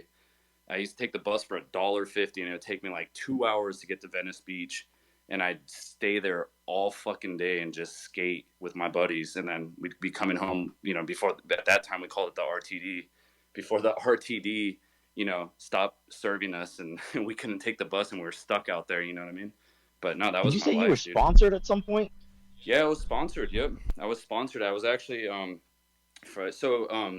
grew up with like a small circle of like really well-known artists. I mean, skateboarders in the San Fernando Valley. So I don't know if you guys have heard of Paul Rodriguez. I grew up with him, kind of seeing his whole progression as a skateboarder into a professional skateboarder that he is now, one of the best to ever exist, in my opinion. And so I was around this like small clique of insanely good skateboarders, and that's where all this, like me being, you know, and learning from other people, other community members, that whole subcultural element that I'm talking about, that I even see within the Tezos community, and leaning on people and learning from them, because I saw it in the graffiti world and I saw it in the skateboarding world. And, you know, I was kind of fortunate to be part of that little small group and seeing some of my boys become pros. But I had a pretty bad injury that fucked up my career. So it ended, unfortunately, because I still skate to this day. But since I'm an old man now, I can't skate as hardcore as I used to. Fucking Tony Hawk does her. Dude, I'm the same fucking way, man. Yeah, I was part of some street art crews and some breaking crews, and shit. I got back into bowl skating during the pandemic out in Texas. Oh yeah. Just because I could like wear some pads and there's nobody else around. But no, I mean, those injuries hurt, man. They do. Dude, I got a funny ass story. I was actually like, not too long ago, I was sleeping and I didn't even realize until I woke up that I was dreaming about skateboarding. And the reason I remember that I was skateboarding is because I woke up like super abruptly, and I was like, oh shit. And it's because in my dream I fell like really hard and I woke myself up. Dude, love So it. even in my old age, I'm still dreaming about skateboarding all the time. That's fucking That's awesome. Quantum Spirit, did you have a question? Sure. Thanks for having me up. 999, that's what we're saying, right? I really appreciate your work. I think it's absolutely gorgeous. When I look at it, I feel like there's a lot of emotion there, whether you intended it to be there or not. I always get this sense of like I don't know whether I'm gonna be swallowed or whether I'm gonna like ride the wave, and for that, like it just evokes a lot of like feeling like, am I being, you know, pressured or lifted? And there's this really beautiful tension with that. I'm always curious, like if you have any sort of emotion behind your thought process. I just think that's really interesting, and so I'm just wondering if you do. Dude, see, that's a prime example, in my opinion, of why I love this community. And I just want to tell you that I appreciate you because you've been supporting me like nonstop, retweeting me and shit like that. And I love it. And I really appreciate you for that. And I mean that shit. And that I just learned something from her. She just gave me an insane idea or a different way to look at things. And she said beautiful tension, right? I mean, fuck, dude, that's perfect, because that's like a juxtaposition of words and ideologies, and it's like you mix them together, and usually something beautiful comes out of it. And to answer your question, thank you for that, because I'm like, I wrote that shit down. I'm a beautiful tension. I'm gonna give you credit, no doubt. It makes me think, what can I make from that? That fuck, just that word, just those two words together makes me want to like push it to something else. Yes, to answer your question, I totally have passion behind it. I mean, it's I can't get graffiti out of my system, and I always have to fall back to that feeling that I get. And you're actually teaching me with words like beautiful tension that is an essence of graffiti in a lot of ways, right? At least from the perspective of a vandal. Or I mean, I know the reason I use the word vandal is because for most it is a negative term, but I want to like bring light to it and show some beauty behind things, because for us graffiti writers, like, we love it, man. It's beautiful to us when we're able to put up a piece. And like, even for me, who wasn't like OG or crazy in the graffiti scene in LA, especially because LA was so saturated with fucking crazy talent, there is emotion behind it. You're putting this time behind things, and there is this tension from that, right? In the real world, where you don't want to get caught but that's also the exhilarating part behind it. So it's cool that you mentioned that, because I do want that to come through in a way. And I think what's cool about it too is like you said, you don't know if it's a wave that's going to swallow you up or if you should ride it. Why not do both? You know what I mean? Why not let it swallow you up and involve, like, dive into it, but that's where it goes. It kind of circles back to what we were talking about earlier. Like, that's the part I love. Like, I don't even see these things a lot of times when I'm making them. I just know that there's something there that I love when it's coming out. And then when I learn new things when I hear feedback like this. So yeah, I'm glad that passion of it is coming through, because it's definitely a big part of like where my thought process is. Awesome. Great to hear that in your words. I really appreciate it. I'll leave you with one more little tidbit. I also kind of would call it like urban ethereal, because I feel like it's just like you're in a dream in this urban setting. So yeah, one more. Thanks No, again. no, thank you. That's really cool too, because I think that's kind of like conceptually where it's going now, with the whole waves taking over rather than it just being like a subway or a gallery. It is becoming a lot more conceptual in that regard, and a lot more of an interpretation, and it's dreamlike. That's actually one of the things that's in my prompt is dreamlike. So that's cool that you say that. I like that a lot too. Thank you. Thank you for your support too. Follow that Jen girl. She knows what she's talking about. Oh yeah, I am. Yeah. Again, I also, point out to everybody in the space that's listening tonight. I mean, look around in here. There's a lot of great people in here that you may have discovered already or that you need to discover. Give everybody a follow. There's some really interesting people in here tonight for sure, as well as our guest artist, 0009. We do have a last stop of 0009s that we can give away. Super. There are a lot of his collectors that may already have that. So I guess if somebody already has it and wants a different piece, we can give away a near end. We'll leave that up to the winner. Make sure you're following the WX8BK account so that we can find you easily. So when we run the randomizer there. Giveaway. Toko You Dico. paid for the whole seat, but you only need the edge. Yeah, monster trucks. Toko Dico, did you have a question? Hi, yeah, it's Toko Deco. It's all right. Everybody mispronounces it though. How's everyone doing today? Awesome. Doing fantastic. That's awesome. Somebody sent me a link to this space, and I came to check it out. And lo and behold, 0009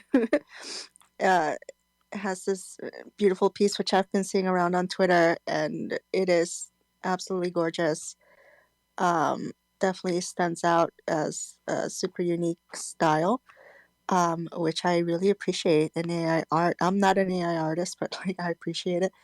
And yeah, like I love how you came up with your aesthetic that is so unique that it's recognizably yours. You're doing something very, very different. Jen is also somebody who has a super unique style that like only she can make. So I love seeing that. I think it's amazing, and I can totally see your graffiti background in it somehow. There's not even graffiti in it, but yeah, it feels like it has that feel. That's amazing. Thank you so much for the feedback. I appreciate that so much. Of course, I know Toko from, Crip King Spaces. They sometimes call her Taco, but that's not correct. But she does have Taco Tuesdays. I hope I'm not murdering it. But no, thank you so much, Toko, because that means a lot coming from, deep down inside, I am an artist. I'm not just an AI prompter. So when I hear other artists that are legit artists that are painting and doing all these other things, and they're capitalizing on telling us that we have a certain style that stands out, like, it's becoming very saturated very quickly. And then there's that argument that, oh, well, you're borrowing from other styles. But it's, it's great to hear that it is standing out in that regard. And I'm just going to.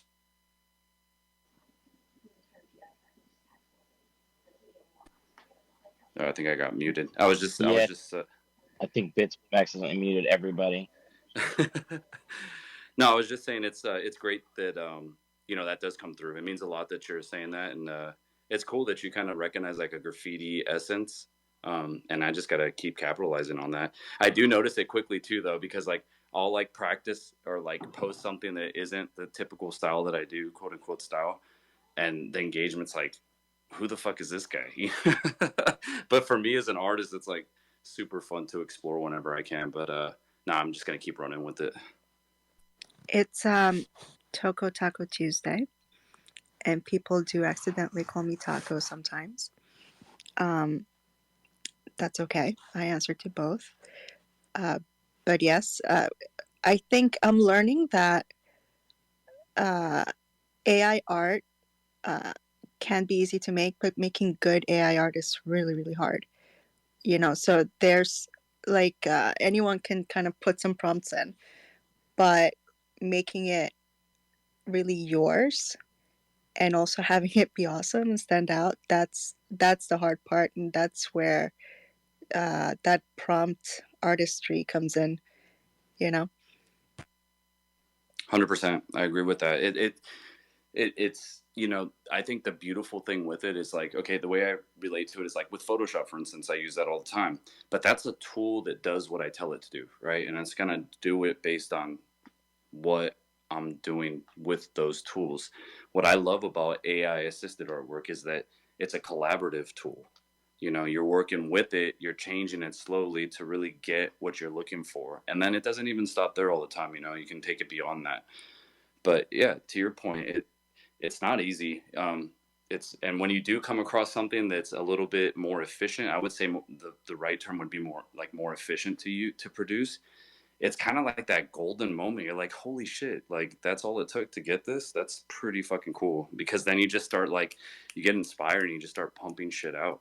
But there's been plenty of times where I'm like sitting there, I'm like, oh, I'm not getting anything that I want to fucking see right now. It drives me mad, you know. And then I have to like step back and like take a pause from it and then come back to it. Like that piece that Capstone has, I worked on that shit for like 2 weeks, because my prompts to try to get, like, I try to have like this mixture with my outputs of like the buildings are a little bit more photoreal, you know, and then but the waves of paint are a little bit more artistic, and then the people looking, the city goers are a little bit more artistic and painterly. So there's always like this fine balance, because especially with like Midjourney, sometimes I'll just pump out some stuff that's like grainy and like doesn't look that great at all. And with the cityscape scene of like the vandal looking at the whole city, the piece that Capstone has basking, that took me forever. All the prompts were like these grainy, I almost call them like Disney like images, and I fucking hated it. I was like, there's no way this can be my Genesis piece, you know. So I had to like finally come across that piece that I captured where the buildings were like detailed but in a painterly way. The waves look, you know, proper. They look like paint, but not like, it looked like the typical waves that I do. And then I had to like slowly like add a bunch of different outputs or images that I had to capture that one image. So yeah, it wasn't easy, man. I spent some time on that shit. Dude, so that's like the thing with the AI that I think is like fucking phenomenal, is like that we get to ride on this journey. It's a relationship, right? Between man and machine, and sometimes it works out and sometimes it fucking doesn't, you know. But it's like, holy shit, man, when it works, it's like it's almost like we're at the wedding or something. Does that make sense? It totally does. It does for me, because it is that feeling is there, just like regular art. And you know, there's even that in between process. That's for me. That's always the hardest part, right?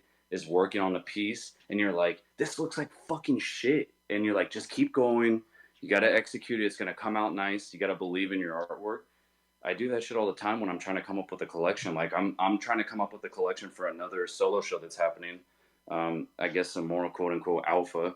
It's happening in November, and so far my prompts all look like shit, man. I'm a little worried, you know. So I'm sitting here like, there's literally times where it's like 2 a.m. I'm laying down in my bed and I'm like prompting, you know. And I'm like, fuck, it's I gotta like, go are to you gonna sleep. be the runaway bride, or Exactly. you know? I mean, fuck, dude. It's No, true. it's crazy, man. But it's so it's so cool to see like the human, like emotional aspect between this like relationship. I don't know. I think it's phenomenal. And you know what I think is going to happen too is like there's a lot of saturation and abundance of art coming into the community, which is totally fine because that's what happens with a new tool that is easily accessible to everyone. And there's a lot of hype behind it. More so hype. It's not really hype. It's like excitement behind it, right? Especially for people like I even heard a story recently that fucking was amazing. This guy was talking about in a space how he's handicapped and he's paralyzed, and he hasn't been able to paint for years, but now he uses AI to create art. So it's almost therapeutic for some people in a sense, and I think that's fucking sick. Like I love that. So I see through all this exploration, all these artists creating art, like there's going to be something so fresh and so new that comes out of using this tool that's when, like, the top of the cream of the crop is going to come out, and it's going to be like, holy shit, this is like, it's going to be like what we look back at, and it's going to be like what we thought cubism is now. It's going to be a completely new style that we didn't see it happening when we're in the middle of it, but it's not until later on that we look back and we're like, oh yeah, that was a new modern interpretation of art, and it like happened and we didn't even notice it at the time. I love that you said that you don't adjust things unless like you absolutely have to. Like when you were making that hand, highlighting that if, the hand isn't perfect, it's okay. Because I agree with you. I think, it's going to be, this time is going to be like a style. And I think the less we mess with it, it's almost like the better. I don't know. Maybe I'm a purist. No, I totally agree with you on that because I think that actually relates more to nature in a lot of ways, right? Nothing is perfect. And I think it's beautiful that we find this, like, what's supposed to be these perfect algorithms pumping out these images, and there's imperfections everywhere. And as artists, especially a lot of traditional artists, like people within the space, are like, that hand is so fucked up. I can paint 50 hands way better than that in like less time. But there's a beauty behind that. But I've always been like into that kind of shit.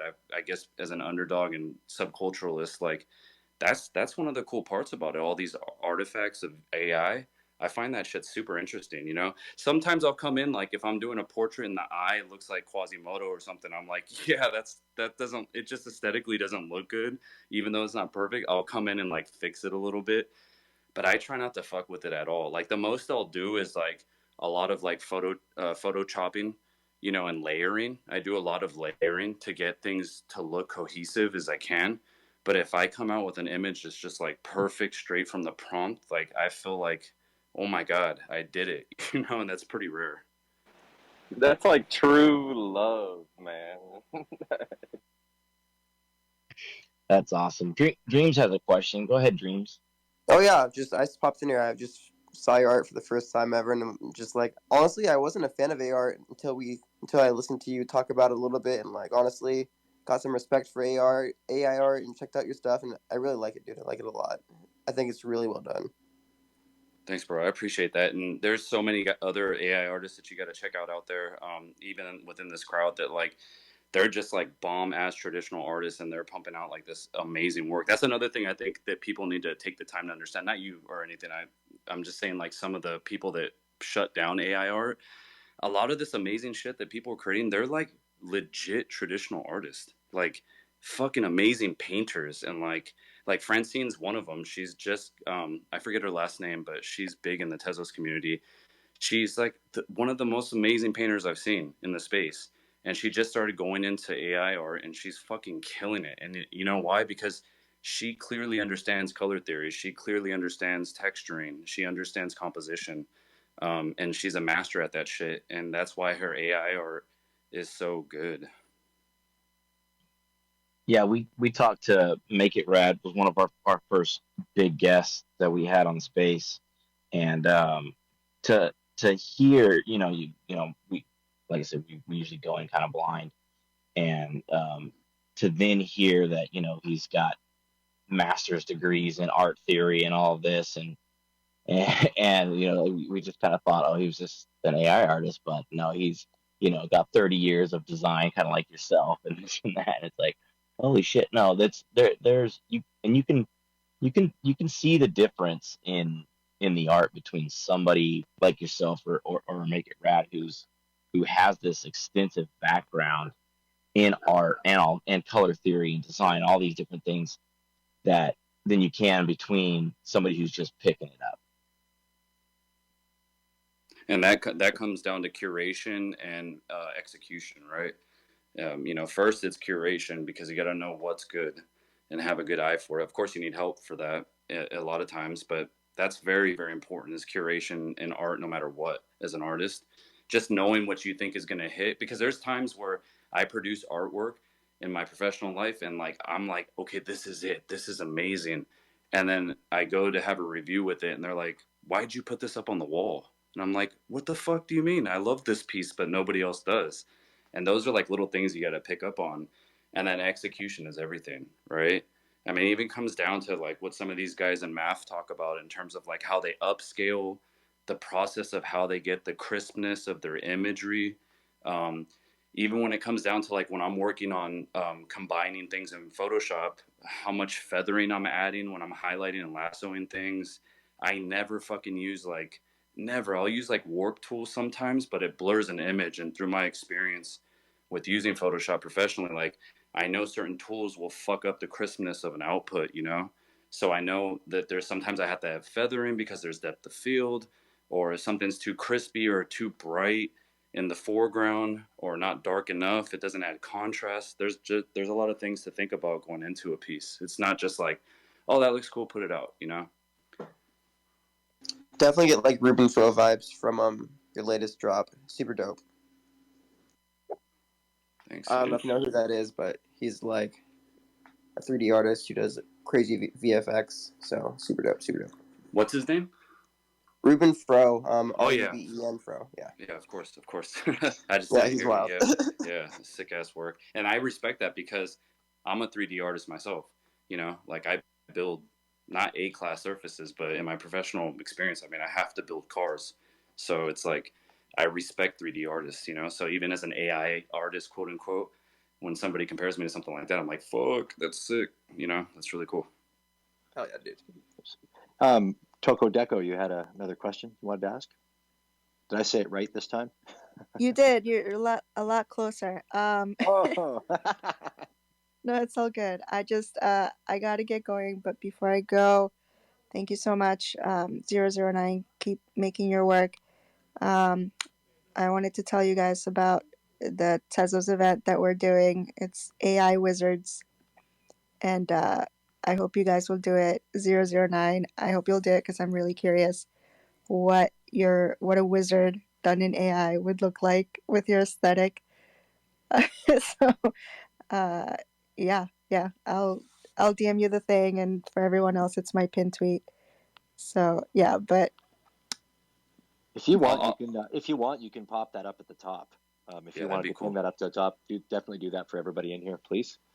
I'll check that for sure, Toko. I saw the response that you had, and I think it got lost in like some of the stuff that I did during the day. But yeah, I'm gonna check that out on your pin tweet, and for sure, I'd love to try something out.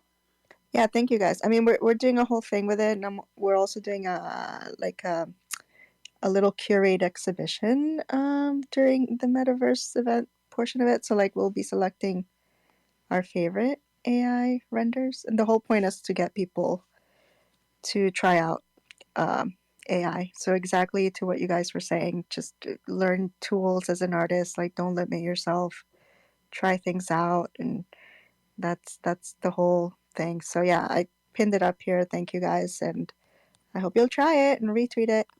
And I'll DM it to you 2009 and let me know if you have any questions. Bye. Bye. Thank you. And just as a heads up, guys, I got to get going in a little bit. As much as I'd love to stay here, I'm having a lot of fun vibing it up and chopping it up with you guys. But in a little bit, I got to get going. Absolutely. We hadn't mentioned that. We've been so caught up in the conversation. We usually always mention, whenever you got to bounce out for whatever reason, feel free to do so. I was just going to say, just before you said that, I was going to say, earlier when you started speaking, I wanted to say, like, I could definitely notice the passion in your speaking. Like, you definitely have the passion for this, and the the people that follow you. Like it just flows out. Like you definitely keep a lot of passionate people around you, and you got some really good vibes going on with you for sure. 100%. I appreciate that, man. Like, I'm just trying to. This is my genuine self, dude. You know, like, I just try to keep that shit real. That's what I've learned since I've been a little kid. You know, as a graffiti artist, especially, you got to keep shit real. You can't front. And this is just who I am, dude. I'm super stoked to be part of this. Like, you know, I like it's Web3 in general, man. To be honest with you, especially Tezos. It's refreshing to me, man. It's an addiction that I have. I have an addicted personality in a lot of ways, and like I move from one thing to another. But when I like get stuck on something I really love, and it's funny because a lot of the people in my industry are like, "You're more passionate about fucking Ethereum and Tezos than you are about cars," and I'm like, because cars are fucking boring, dude. Like I'm talking to the same guys every fucking day talking about millimeters of movement with an engineer, and I'm like, that shit's I love it, but I don't know. This is so much more fun. There's just so many more vibes, and it's fucking hilarious too, dude. The meme culture. Are you kidding me? How do you get bored of that shit? Yeah. What's your favorite car of all time before you go? With like from a design and beauty standpoint. Ooh. Fuck, that's such a hard question. So as a purist, nothing's better than 911. You know. Oh yeah, holla, whoop whoop. That's my favorite. Is it the most exciting car in the world? Fuck no. But from a purist standpoint, when it comes to dramatic design, it's the best car ever produced. It's the only successful example of retro modernism. If you look at any car design, nothing when it comes to any company ever trying to try a retro modern design ever works. Porsche is the only company to ever continue their brand DNA for the existence of their brand. So for that, they're one of the most successful design examples in the world. But when it comes to a passionate car, the F40 is one of my favorite. That car, there's nothing fucking better than that car. It's just simple, brutal. It'll fucking kill you, and it's beautiful. It sounds perfect. It reminds me of They've got a 1/1 scale model made out of Legos that I took a picture by yesterday. Fuck yeah, right on. It's awesome. That car is, and the stories that you hear about that car are fucking insane. In the design world, so it's a fucking race just a lot car. About that car. Oh, that car is beautiful, man. The F40, it's just perfect in my opinion. And the interior is simple. It's the last like generation example of like a purest form of driving a vehicle, because you're one with the gear shift. You hear the roar of that fucking engine, and it really speaks to the roots of Formula One.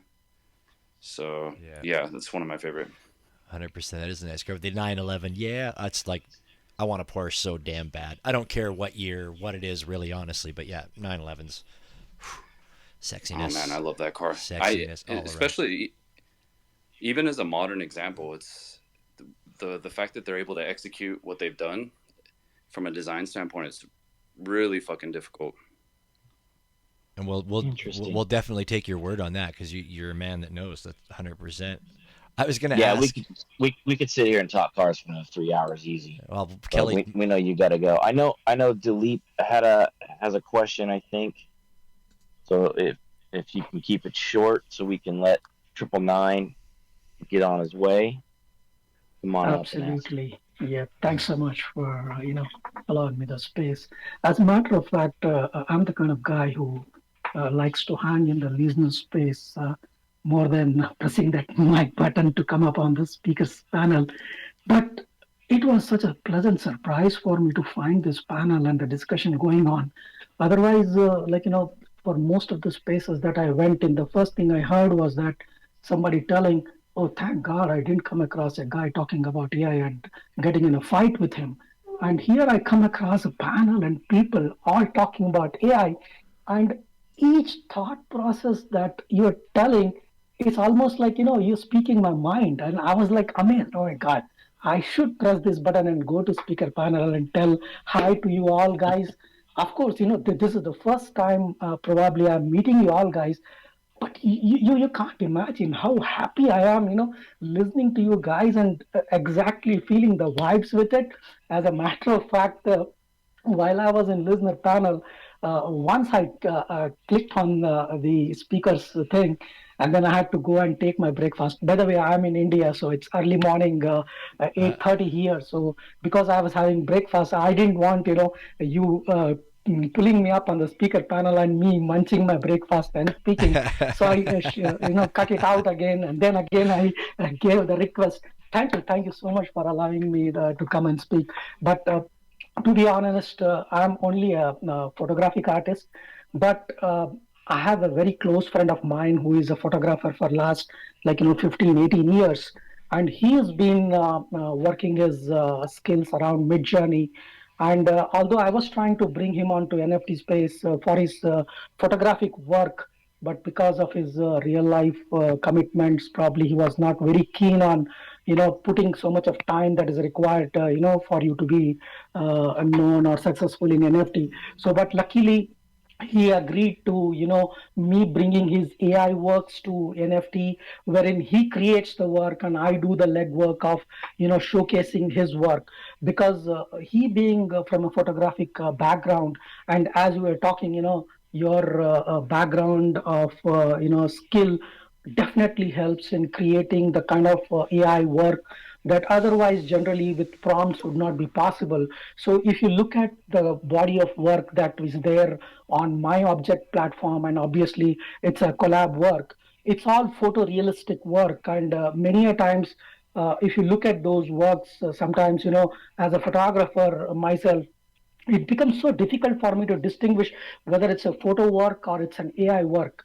And it's all, as you said, because of those skills that you have gathered with decades of working on that. So maybe I'm so delighted and happy to connect with you guys, and hopefully because 009 has to go early, I will allow him to comment and speak, and I'll look forward to connecting with you guys more often. Thank you so much. Much love. Thank you. No, that's a fantastic perspective. I mean, we have examples of artists that are amazing photographers in the space, Janie and Sungrazer. I mean, if you haven't checked out their photographs before, it's amazing. Like Janie, she's a professional photographer, and she's going into the world of AI art as well. And what I think is amazing about it is that that's her perspective through the lens of using a collaborative tool. And just like us artists or painters or sketchers or whoever, we're doing the same thing, and I think we're all learning from each other, because I see Janie's perspective with AI art, and she'll capture different elements of how she sees the world, and I'm learning from that when I see it. Like her architecture series, I fucking love the lighting in that, and she's really good at capturing that kind of stuff, because she has that photographic element and thinking about how to capture color palettes in a different kind of way, mainly to emphasize the architecture itself through sunsets. And then I think about, when I look at that, I'm like, well, I wonder how I can capture some of those elements in a prompt that I'm going to use. Or when I see a black and white image, or with Sungrazer, their aerial photography stuff, that really helped influence me to try to think about, well, how can I get a sense of scale in my prompts? And then that's what led me to what Capstone collected. It led me to I'm going to zoom the fuck out and try to capture scale. And I was inspired by her and her husband's aerial photography, and some other examples drifter shots and things like that. So yeah, it's really cool that it can all come together and we can collectively create. Fuck yeah. I just had to make a quick question here that I've been meaning to ask, because you keep talking about being an old guy, and I've only ever had one guy on this space that's been older than me, and they call me like a fucking great grandfather, I think now. But so I'm 46. How old are you, if I can ask? An artist. I'm not. I always say that shit. I like to joke around, but I'm only 38. Oh, there you go. Old, but no, but that's you're like grandpa. You're not. Yeah, that's like a dinosaur in our space. Yeah, I got a 10-year-old son and shit, and people are like, "Wait, what?" And I'm like, "Yeah, I've been doing this as a professional for 10 years. I graduated years ago, and I have a son. I homeschool while I'm doing AI art." So it's people don't expect that shit at all, Totally. No, I was just curious about it. No, for sure. Fucking, you're a grandfather. I'm a great grandfather, boy. But most of the people that I talk with sometimes are fucking half my age. But anyways, just had to ask that question for sure. Cool, man. Well, if you got to bounce and you got real life stuff to do and a life I to got live. one last quick shit. question. One Yeah. last quick question is, are you going to be in Miami? I'm working on that actually. Recently, so I got it. I know her as Vanessa, but she's part of.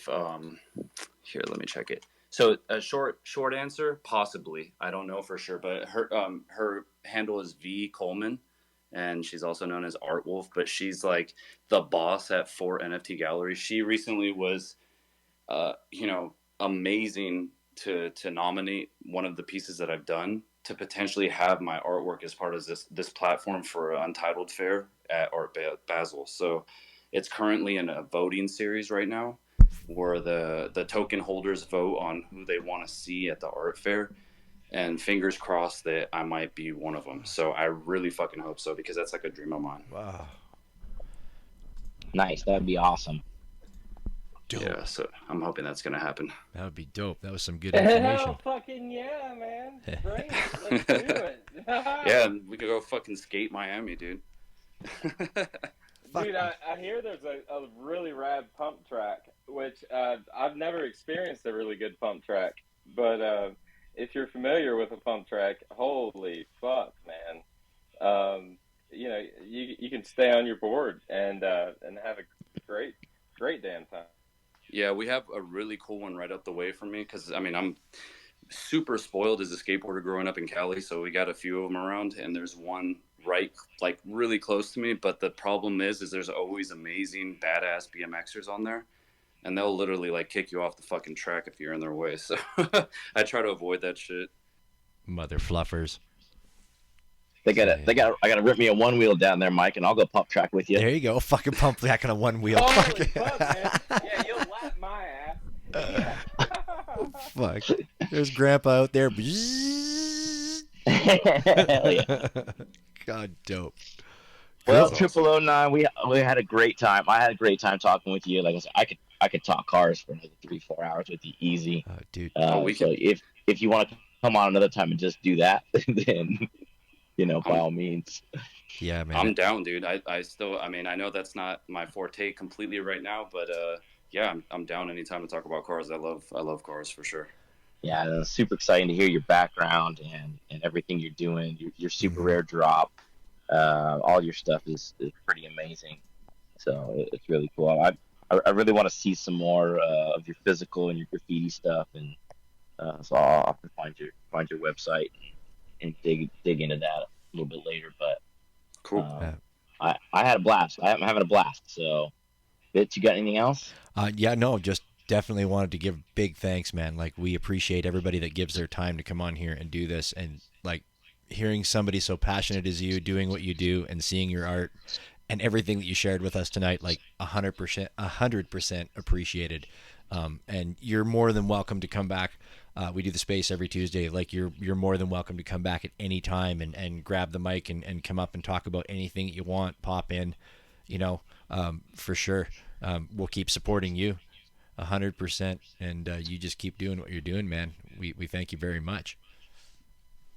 Yeah, man. No, I appreciate the kind words, dude. That's mad respect for you guys. And I appreciate the opportunity to come up and talk. Sometimes it's a little difficult. I know I can talk a lot, but realistically, sometimes I get like, anxiety speaking. So it's a pleasure, dude. It's just cool to see familiar faces in the crowd. The support by these guys, I'll never forget.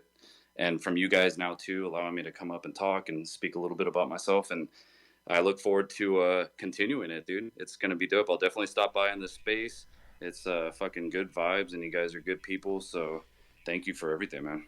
We appreciate Thanks, that man. very much.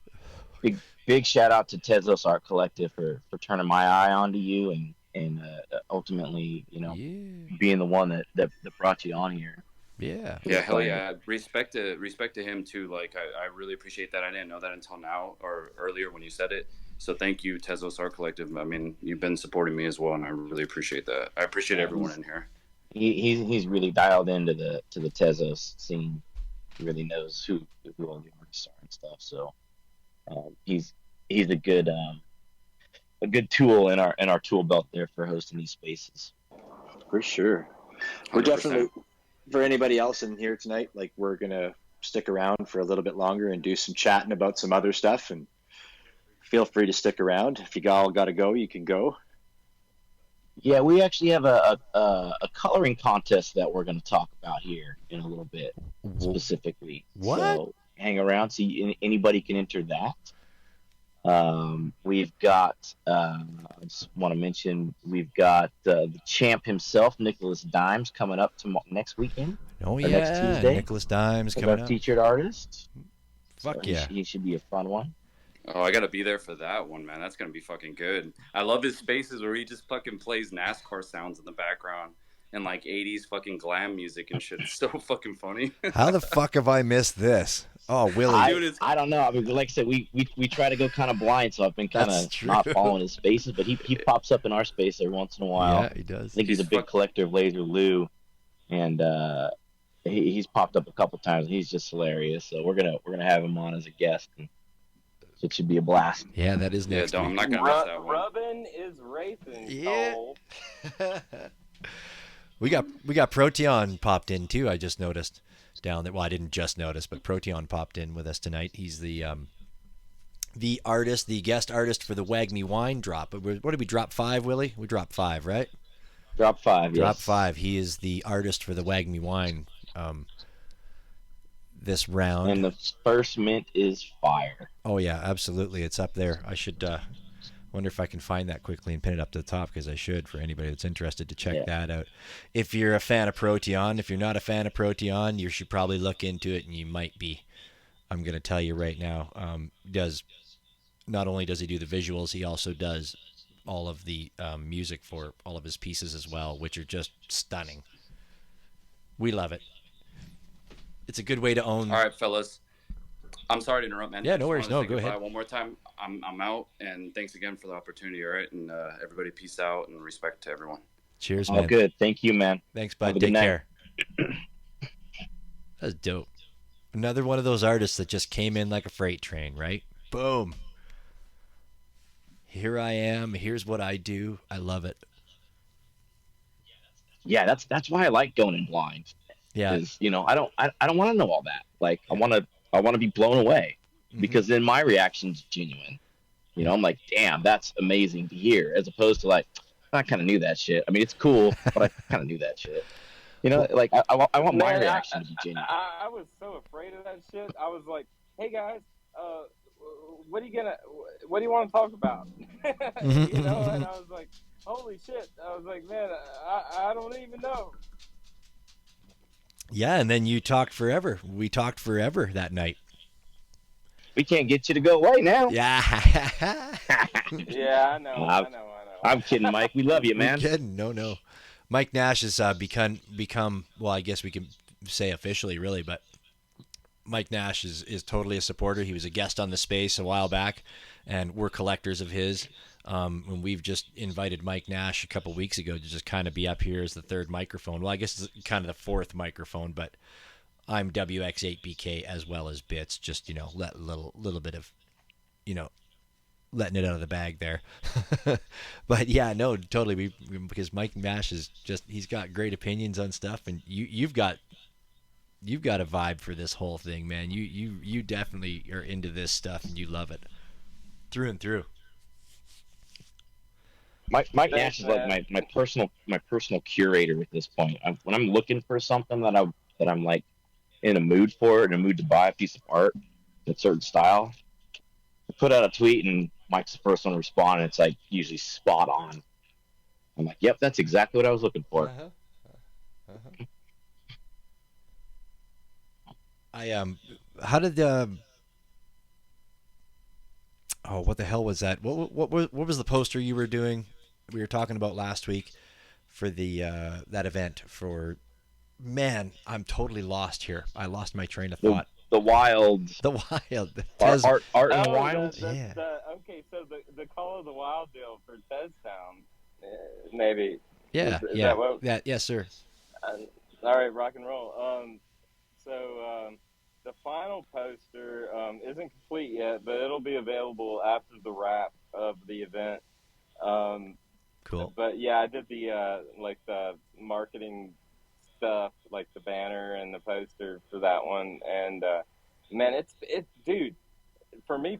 it's been like a phenomenal experience. I've learned so much about endangered and marginalized species just by being a part of that event. It's freaking rad, dude. Yeah, for sure. What was the most interesting animal you learned about that's going extinct or extinct? Well, there's this one, and fuck if I can't remember it, the name of it, but it's an anteater that has scales like a dinosaur, but it's a mammal, and it's kind of like an armadillo. Aardvark? Is it a pangolin? Aardvark? It starts with no, no, it starts with a P. Pangolin. Shit, maybe. It, pangolin is like it's kind of native to like China, Southeast Asia, I think. And it kind of looks like an aardvark and an anteater combined. Yeah, and but it's got scales like a fucking. It's armored. Stegosaurus or something. Yeah, I don't know. And it rolls up into a ball, you know. Yeah, I mean, that dude. And growing up in Middle Tennessee, like most of my experience with animals has been invasive species where there's like open season on them, like the wild boar and the coyote and stuff that's gonna threaten livestock. But being down here at the nest, dude, I just experienced a feeding frenzy that was so fucking beautiful. I might even submit it for this Call of the Wild event before it's over. Just like a video of shark and dolphin and bait fish and everything in between, just thrashing around in the water. It was nuts, dude. Dope. Did you get that from up there in the crow's nest, or were you down low? No, I was up in the nest, man. I spend a lot of time in the nest. Yeah, dude. I would. I would. I don't know. Yeah, I'm. You know, flying solo at the beach is interesting. You know, I don't know. Sometimes you need a wingman to go out.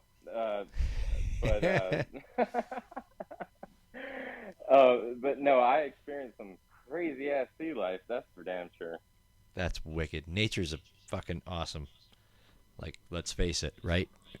Whether it's in the sea, on the land, in the air, nature's pretty fucking awesome. Yeah, you talk about invasive species too. There's a ton of invasive species down in Florida too. Like, what are they, iguanas? Not iguanas. Chameleons? No, Iguanas. the snakes. Oh yeah. Anacondas too. Anacondas, iguanas. Oh yeah, the big ass fucking lizards and the snakes. Yeah, they're open season, yeah, man. There's a lot of shit, dude. And no, it's crazy, dude. Like in Tennessee, yeah, to get a freaking iguana the size of the ones that you see like rolling across the road would be a pretty penny, and these guys are just rolling around, you know, just free balling. I used to have an 8. They're open season, man. Iguana on a stick for you.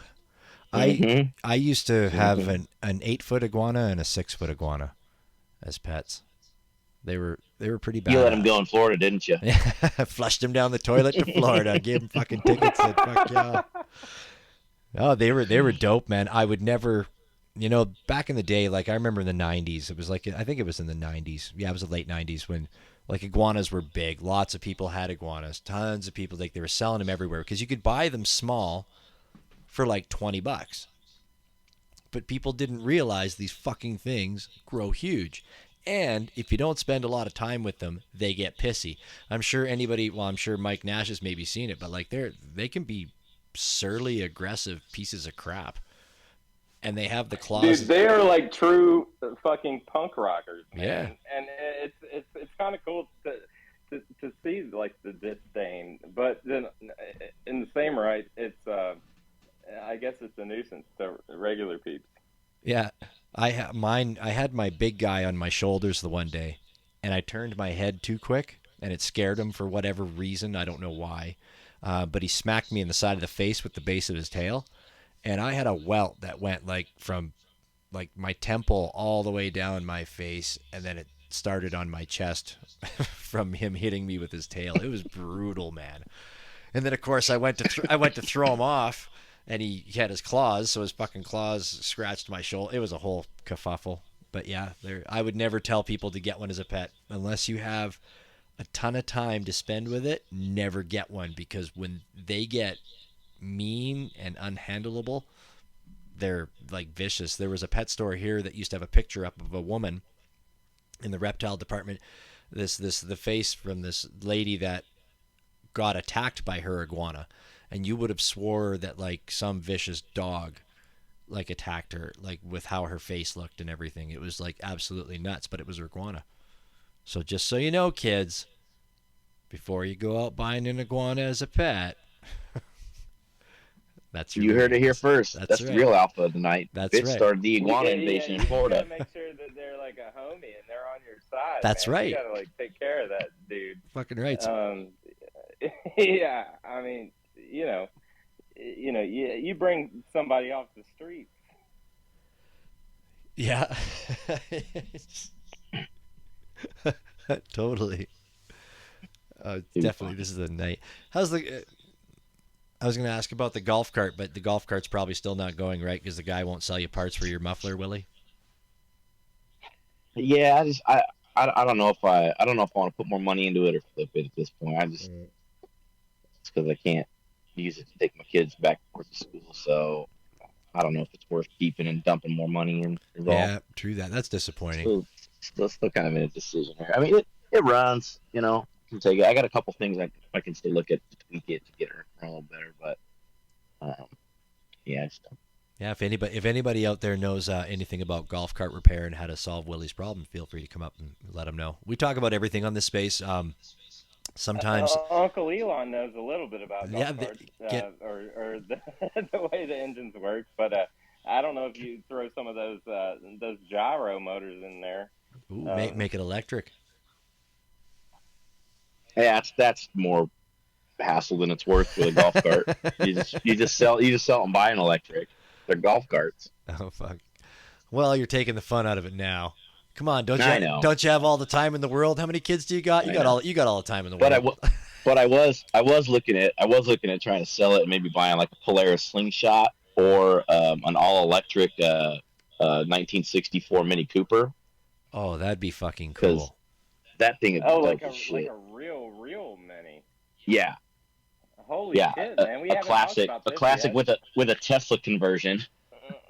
Oh shit, son! Yeah, okay. Talk about power to the ground. That's a whole nother space, son. Yeah. Yeah. I had that was a little out of my price range. I had an old now. I had an old Suzuki GS 400. It was an '86, and I was going to turn it into a cafe racer, but an electric one. I was totally ready to do it, but then it was ultimately I got a ticket riding it, and then some guy rolled by and said, "Well, I'll buy that off you," and I just sold it as is. But the technology for turning anything you want into an electric vehicle is like so there. I mean, the batteries are your biggest expense, is what it really boils down to. Yeah, but because Tesla's been out for so long, there's so many that make it to junkyards at this point that it's easy to find to strip the motors and the batteries out of them. Yeah.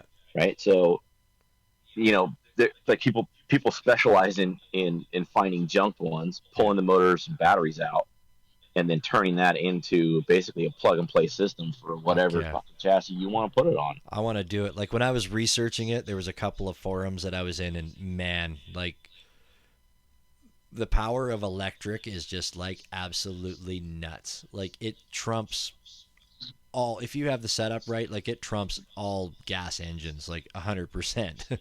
Like basically they can flip themselves over if they get enough traction, anything, right?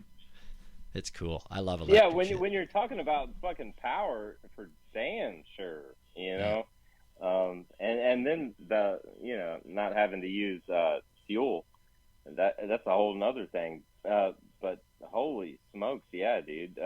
Like Torque those is there. batteries can turn a motor. Yeah. Yeah, it's the immediacy of the torque, right? But that's all in the programming to a degree. Well, it is because you have to Um, have a. That was one of the big things that always came up, right? Is that's where the controllers, the throttle control comes into play, right? You need to have that because if you just had a straight throttle straight to your motor, you would flip yourself over or lose traction or every damn time.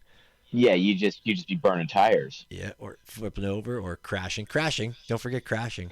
Yeah, or just like burning yourself. Yeah. Yeah. Absolutely. Yeah, absolutely. It's amazing stuff. So that brings me to the point of so I have been looking at one wheels the last couple of weeks because it's getting into the fall here in Canada and people want to just get rid of them, right? But they all I think I told you last week like they just want so much money for them. But the thing that's really inspiring me is that I've seen multiple videos of you've seen a couple of them too, I'm sure, multiple videos of dudes taking those old school lawn chairs and riding a one wheel on them. Like, Yep. I fucking want to try that so bad. Yeah. That is life saw- goals. Holy shit! What is this like backyard wrestling or something? So pretty much. the one I saw recently was some guy made a drifter kit. So if you know what a drifter bike is, like it's basically a 3-wheel bike with real loose traction, like not a lot of traction in the tires on the rear, so that you can like drift it around.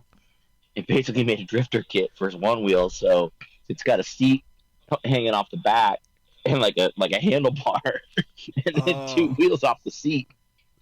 Dude, I was like, okay, that's pretty freaking dope. There's, What I thought you were gonna say though was there's a lot of videos of winterized ones, basically where they have studded tires and they ride them around in the winter. yeah, it would just be too fucking cold here in the wintertime. Those batteries wouldn't perform very well at all. I mean, if I took it like straight out of my garage and went for a rip, I could do it. But well, I guess there's some thought. You're not getting a whole lot of distance. No, because that's the one thing, the electronic technology, the cold weather kicks its ass unless you have heating, right? But then you're also taking power away from your battery, so it's a whole. Yeah. But yeah, no, I've been seeing those dudes like putting the lawn chairs on them and like ripping them, dude, and like it looks easy. I know it looks easy, it probably isn't. But... I mean, I've been riding one for over a year. Actually, I think I'm getting it close to 2 years now, and I wouldn't mess with that lawn chair shit. That just looks dangerous. Okay, well, that's the whole reason. You just ride it. That's the whole reason I've been looking. It's like I'm not even gonna ride it the proper way. I'm just gonna get one and immediately start putting a fucking lawn chair on it. Yeah, you gotta deal with the sensor pads. I mean, dude, you could turn it into like I don't know, like a dune buggy type thing, and like not a rock hopper, but like a hill climber. Like we could use the gyro and the battery to do some like fun like hill climbing sand dune shit. That'd be yeah. Fuck. So I pinned the tweet I was talking about from Pop Lazarus about the coloring contest. This is kind of a follow-up tweet that he was talking about, or that he did. But basically, he's doing a coloring contest of one of his pieces. And you can color it. You can print it physical. You can color it on your iPad, whatever. Oh, dude! Sorry, somebody just texted me. That's funny. Yeah, has anybody watched the video? I think it's like a great way to communicate an event with one tweet with without like maxing out like the characters of a tweet or whatever. I think it's beautiful as far as using a video as communication, and I'm really excited to be a part of this one. Yeah, I'm just reading that now. Okay, I gotta watch the video after. That's fucking awesome. What's your involvement, Mike? Again, give us a real rundown for everybody who's listening. All right, so I'm one of the 3 judges for this, and I'm really stoked to be a judge, but not stoked because I really want to like color some stuff, and I actually like colored some things just because I like fucking wanted to. I don't know. It reminded me of like holiday times, like in grade school when everybody would have to color the same thing, and it would get hung up, down the halls for all the parents to see on Cupcake Day or whatever. But no, I'm really stoked to see like what comes of the contest, and he's actually going to take them and turn them into one-on-ones. So I mean, it's like a pretty damn cool prize too. I'm excited. I'm looking at it now. I'm like, yeah, that's fucking cool. A coloring like there you go. You want Yeah, dude, IRL? and You want Pop is like one of the coolest motherfuckers I've ever met. I met him in New York a couple times, and I mean, I love the guy before that, but it's one of those things like when you meet people in real life, and it's just I don't know, man. I'm just so excited that he decided to ask me to be a part of the judging of this, and it's just so fucking cool. dude, you are a player in this space. I don't know if you even know this, but like it's everywhere I look. Fucking Nah, he doesn't give himself any credit. dude, Mike Nash is there, man.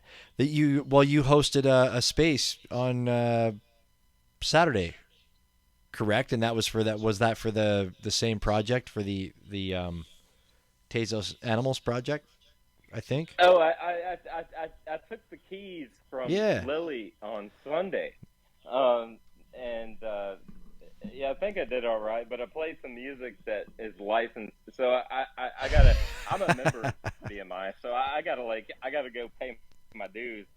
But I'm a member of BMI. I gotta pay my shit up.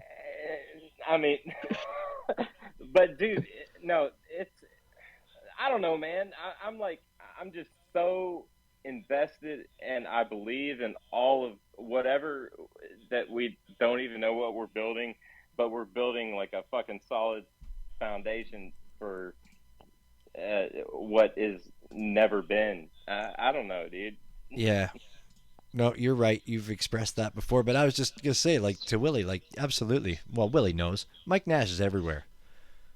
Mike Nash. Yeah, I love Mike Nash. Mike Nash and Tezos and the community is like tied right together, like bam. Mm-hmm. And we got him here, third Mike.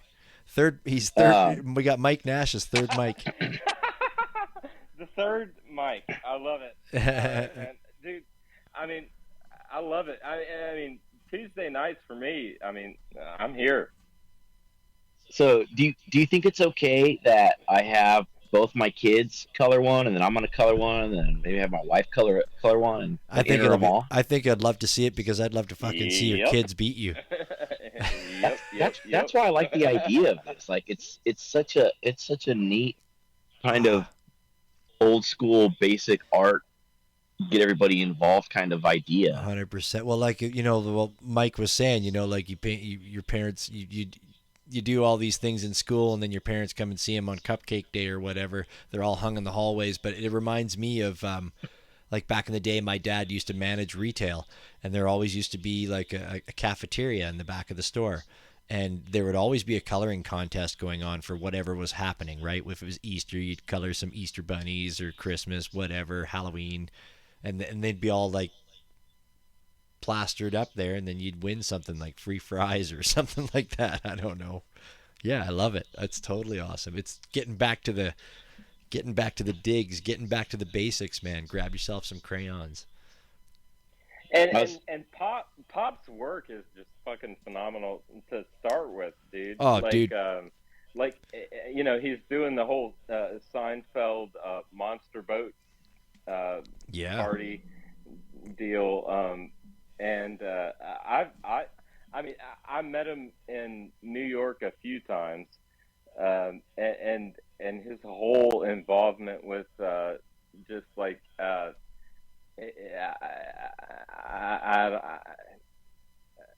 I don't know. Just like a real uh, fucking dude, man. Like Ziggy Stardust, you know. Yeah.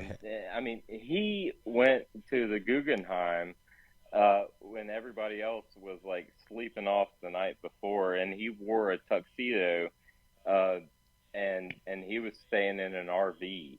I don't know. I just fell in love with the guy and everything he's about. Yeah.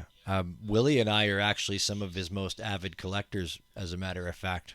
I had no idea, but I guess apparently we are. We've collected quite a few pieces. I've totally dug his stuff. And for that same reason is, you know, when we had him on the space and we talked to him for 3 hours or whatever, we just fell in love with him too, and everything he was about, just like you're saying. He's big on he's big on his community. Sorry to cut you off there. Yeah, and it just made it real easy to, you know, make sure I catch his drops at 2 tes. Absolutely. Or half a tes or whatever they are sometimes, and then you catch all of them, and he's really good about rewarding his collectors. So yeah, I mean, we have some rare pieces, right? Like 100%. You got the Adam and Eve the other day, right? That was you. Yeah, which you have also. Yeah, you do also, right? There's only 5 of those, right? There's me, you, Fatberg, Slim, Threesomes, and I think the last one he still holds. I think you're right. Yeah. Yeah. I cherish that piece because just when I got it, when I won, I can't remember what I had to collect to do that, but I think it was. But anyways, I remember looking at it and going like, dude, this is special. Like, I love this piece. There's only 5 of them. Fucking Threes has one, and Fatberg, like I was like, dude, I feel like so privileged and high. Yeah, the dude's genuine. Like P. Lazarus is just, man, that guy's awesome. And his mind, right? Like the stuff that he comes with, like he's very creative with his shit. Like 1,000%. Like to find those raccoons in dumpsters every morning when he was out working at the campground there. The trash panda. The trash pandas. Trash panda. To turn that into something so randomly, like that's fucking brilliant. Like we collected that. We collected those pieces. That was so oddball. Yeah, those are awesome. We've got a friend that we call Trash Panda too, so that's pretty funny on a personal level. Do you really? Yeah. That's funny. And how do you come up with calling y'all somebody come trash into panda? contact with a lot of trash pandas up in the northern end of things? No, honestly, no. They're very elusive. I do know, like in Eastern Canada, I know in the Toronto area they have a problem. They used to have a problem with them a lot.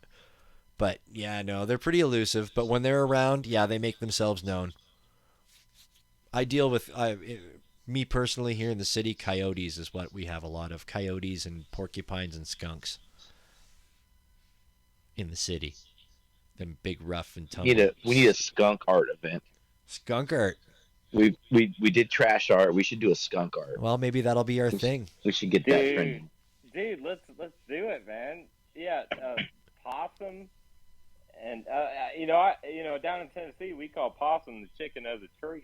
You know. They're mean. I want to spit my beer out. They're mean sons of bitches. Chicken of the tree. WX8BK presents Skunk Art. It's a Tezos event. Hey, I know how to pull those off, man. I love it. I'm all about it. Yeah. Well, we definitely have to. We here at WX8BK, we're definitely going to work on something. We need to get a token. We need to get a few tokens done. Willie and I got to have a good backroom conversation one day and actually take a lot of these ideas and start putting them into action. I'm starting to slow down. We can get that done. Yeah. I just think we need to get a game plan. I mean, minting something. I mean, you've minted shit. We can mint shit. No problem. I wanna ask the audience out there, everyone's still listening, if they've got anything they wanna come up and talk about or anything like that, Yeah. whether it's their own AI art or their own art or anything. That was really polite of Um, you. We should have offered and then that earlier. after that, Mike Nash is going to give me a lesson in how to color on an iPad. How to On yeah. Procreate. How to procreate? Yeah. How to procreate. I know how to do that. I've done it twice. I've done that twice, so You've I'm got good with the. that. No, How do we know? I There's left the proof right there. my printer in Texas, so no, I can help you color on an iPad. Yeah, for sure. My son just came out and asked me, Dad, how do I charge the pencil? I need to get. I need, Oh, I got like a case for that. No, we need to get you hooked up, son. Well, I mean, I know how to charge it, but he was asking. He said, I'm gonna turn him loose on one of them for sure. Fuck yeah. I might be mad if my 4-year-old beats me in this competition. I'm definitely. That's going to be some good Zen me time. Is going to be coloring that. I'm going to get deep into that right away. I'm so pumped for that. I didn't even know that. I'm looking at Proteon's PFP down there, thinking about this coloring competition. And I'm like, Proteon should. Oh, it'd just be black and white. All right, everybody. Dude, there's a lot to be said for monochrome, son.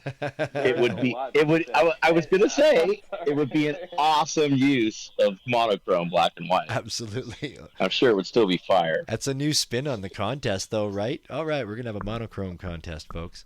I might even just try that, just to see if I can even do it. Yeah, fuck. You never know. A little shading.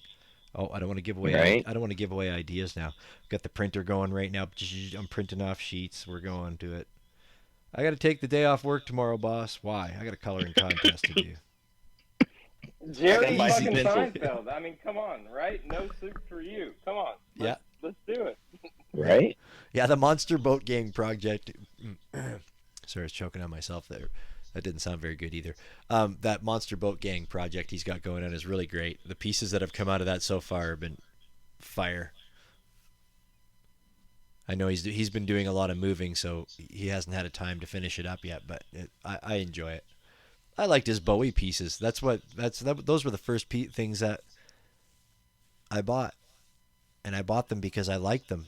And he talked about future utility on them, but never really thought much of it. I just wanted them, right?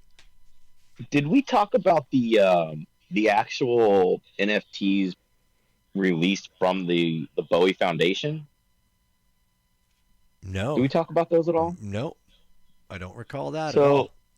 there's an ETH collection that was released a couple weeks ago by, I don't know who it is. It's his daughter, whoever's running everything in his name, all of his likenesses and all that, right? And it was actually released by them, and it got a lot of shit from Bowie fans, like he wouldn't want this, that kind of bullshit. And I was thinking about it, and I'm like, Bowie was actually very in front of a lot of trends, and he absolutely would have released an NFT if he was still alive. Like, that's absolutely something he would have done. And it was kind of like a collab collection, right? Obviously, because he's not alive, where certain high known artists each did their own piece in what they thought, how they could contribute, basically. Fuck. No, I've never saw that, but that I'm gonna look into it now. And I think you're totally right. Well, my microphone it was was off. an ETH collection, so. Oh well, it was an ETH collection. I'll at so, least look at it. I'll at least look at it. God damn it! But my mic, I had it clicked off here earlier. I was going to comment. You're totally, dude. You're 100% right that Bowie would have been in on the whole Web3 NFT thing. I guarantee it. That man was so far ahead of his time all the time.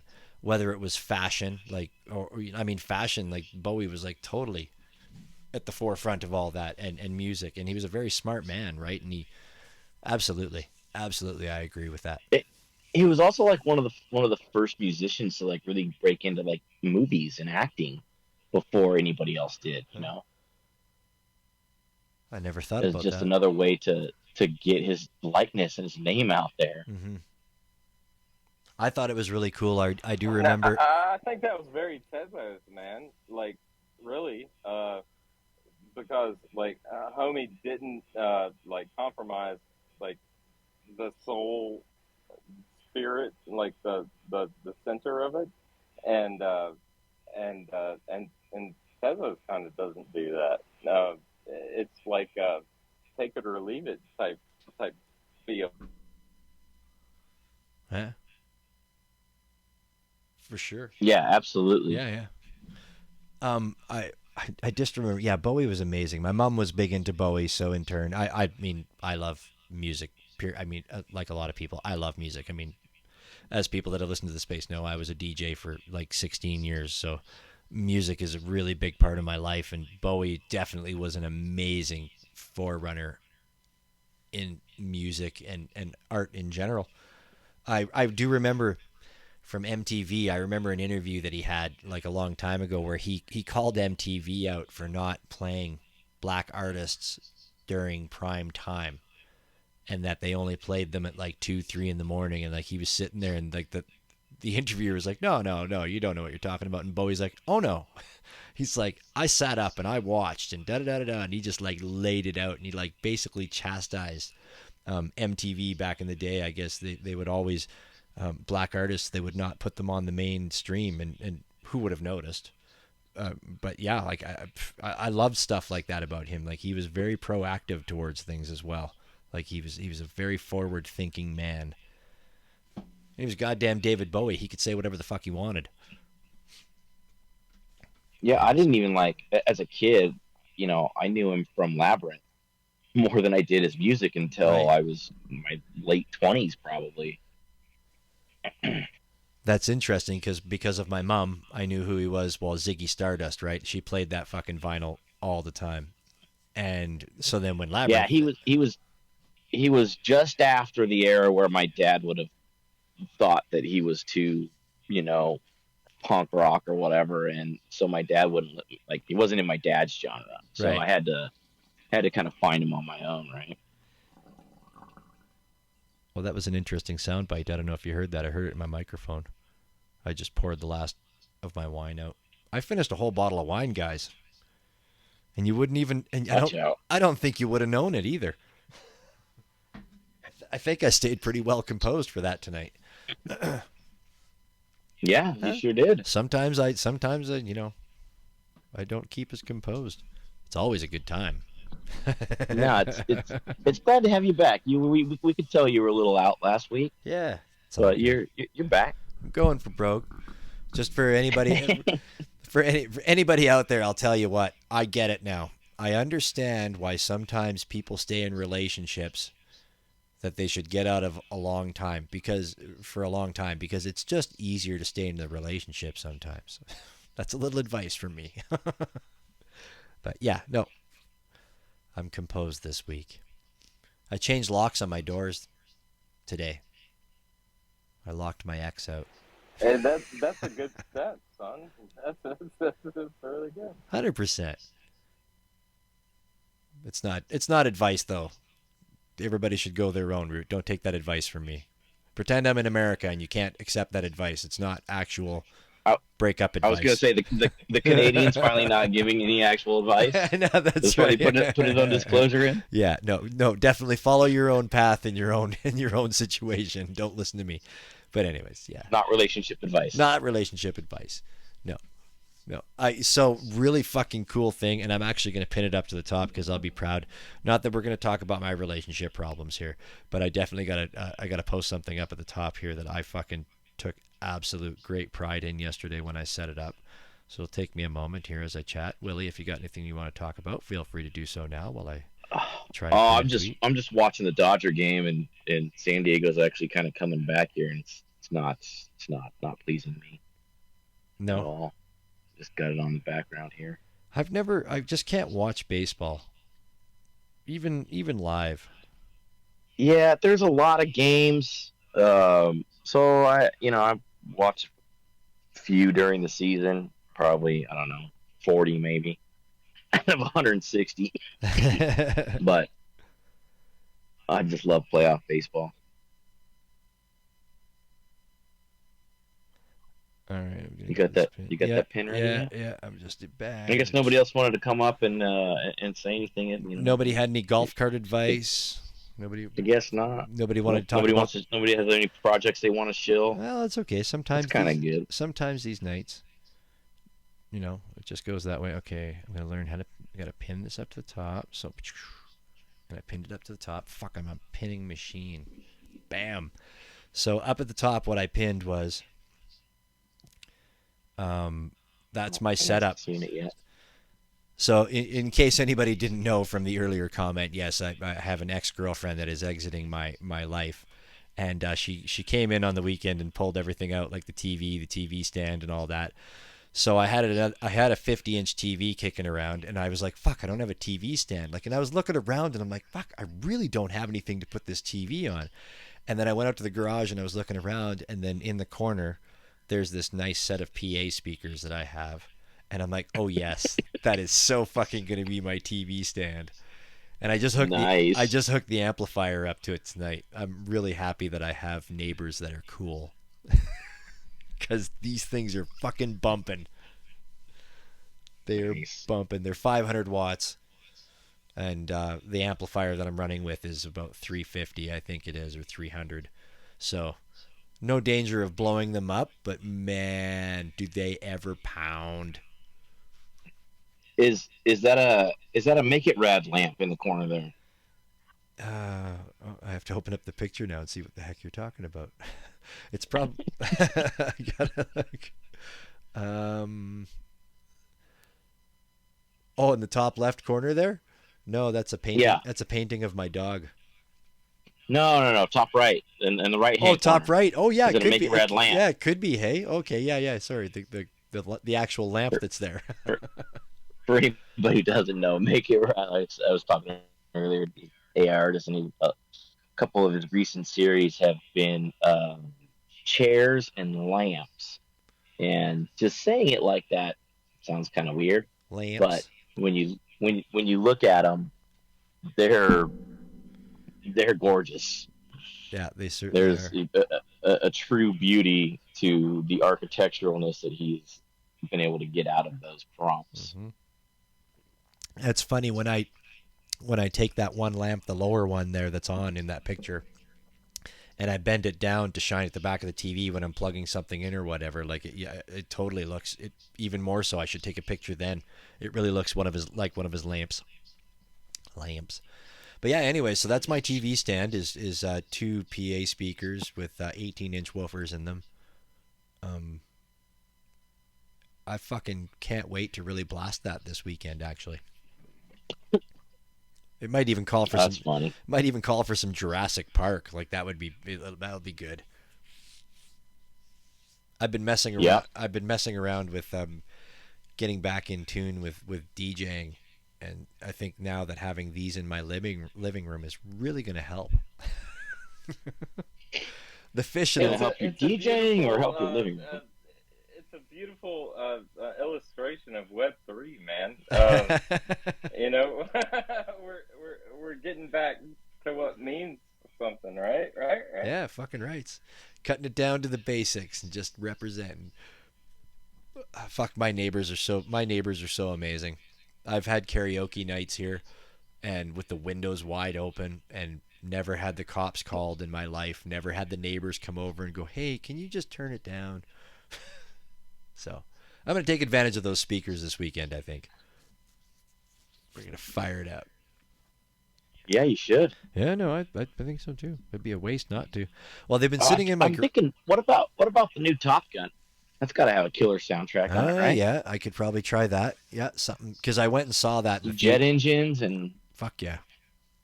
I don't know, love scenes. I don't know. I haven't seen it. I don't know if love scenes would really... Holy shit, I got chastised a little bit on that one. Yeah, because I'm a Top Gun aficionado, but I hadn't seen it in IMAX, and now I don't think I can find it in IMAX around Fort Lauderdale. I can find it in regular digital. I saw about 20% of it in New York at NFT NYC, like bootlegged on a laptop. But I haven't.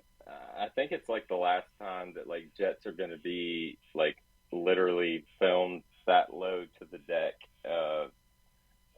ever. I don't know. It was. Well, I think they kind of tried to make it that the first time. I think that's why it took so long to get the second one made. Was they couldn't get the filming approved, basically. I think that's what I heard. I'd believe that. I think it was really cool that they used the fucking real jets and everything, and that they tortured everybody. It was awesome. On that note, so I heard it yesterday, I think it was. You hear about this whole fucking Tom Cruise going to be filming in space at I think the Russian space station. I can't remember what space, maybe the International Space Station. So they're working on this where they're actually going to go up there and film. And apparently Tom Cruise, they're trying to get the okay for him to do a spacewalk and everything like that. This is real I stuff. think that means we're getting a new Mission Impossible. I guess. Fuck, see, this is where Scientology obviously pays off, because look at the shit this guy does. Goddamn Tom Cruise, man. Not Yeah, I like Tom Cruise. don't want to get into religion, but No, definitely not. but that dude. It's one thing we won't touch here. I mean that dude. Well, I mean, I guess it's Scientology. It's not really a religion. Okay, never mind. I'm going to get off of that. But I was going to say Tom Cruise, though. I mean, all things aside, like the dude does stunts. Like the dude fucking hangs out the sides of planes. The dude like breaks ribs. He breaks bones. Like that's pretty sick ass, right? Yeah, it's almost more amazing the logistics and the insurance that has to go into getting those things done. Well, and you think about it, there's so many actors, actresses, and even like musicians, right? Where like their management's like, no, you can't go karting on the weekend. You're not allowed to. You're too valuable. You can't, right? Like, there's all kinds of situations like that. Like, how the fuck do you let Tom Cruise, when Tom Cruise says, no, I want to hang out the side of that plane? Like, how do you tell, like, and then there he is hanging out the side of that plane, right? Like, all these other people, you tell them, no, you're not hanging out the side of the plane. And Tom Cruise is like, I want to hang out the side of the plane. You're like, okay. If you die, we're going to lose a lot of money. I wonder if they insure Pretty that. much. What the fuck do Lloyd's of London? We talked about insurance last week. Maybe it's Lloyd's of London. Yep, that sounds right. Yeah, they sound like they would be interested in insuring that. Yeah, 100%. 100%. I'm trying to find a free alternative to Procreate. I don't know if $9.99 is worth me trying to color one drawing. Oh Jesus! But then maybe. Oh man, come on, dude. You know what? If it was 8 Tez though, I'd have no problem with it. That's what I'm talking about, man. Let me just flip one of these over here. That's Take right. my Procreate over here. It's just not. Do it. Just do it. I just went down to Google something, or look up something on Object, and I forgot what it was. It's the problem with multitasking, and it was something I wanted to talk about. I had a moment there. I'm really amazed. So NFT vending machine we had on a couple weeks ago. Man, all the stuff that I have vended off the NFT vending machine has offers of some sort on it constantly. I'm really blown away by that. I think it's kind of cool.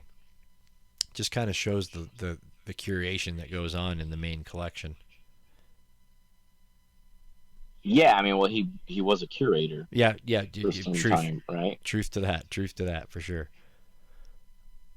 Oh, that's right. But yeah, he does a really good job. Yeah, absolutely. I wanted to mint something there. They have I should find that pin and put it up at the top, because they have a deal going on right now. You vend something out of the machine this week and use the hashtag share it, and use the hashtag VendNFT, I think it is. Don't quote me on that until I put it up, but they're doing a giveaway this week, so I'm going to post that up at the top when I find it. Nice. 100%. Yeah, you reminded me. I'm gonna try to find what Chili Preston's been talking about with his whatever giveaway thing he's been promoting or just retweeting, I guess. Really. Were you just giggling a few seconds ago? Again? No, I was coughing. Oh, that was coughing? I But thought that was giggling. Twitter likes to mute you automatically if you get too much volume in the background. Remember, I was trying to start the golf cart for you one week, Right, and it would just mute it because it was too loud. Yeah, I do remember that now. Here it is. I'll pin this tweet. Damn Twitter Spaces. I have not looked at the contract on this for anything, so I would not do anything, and I don't even know how to check a contract for any of that kind of shit. So this tweet I just pinned, dono.xtz.tools. Looks like a really cool thing. Like, artists can post, extra editions or whatever, stuff they want in there, and basically just give it away. Oh yeah. And there's some really neat stuff in there that I found. But like I said, I was in the process of making just basically a blank wallet to mint out to connect to that site with. I don't want to jeopardize my swipes. Yo, Willie, can I speak to the amazingness of the Shark Freestyle watch? Absolutely. Holy smokes, man! So.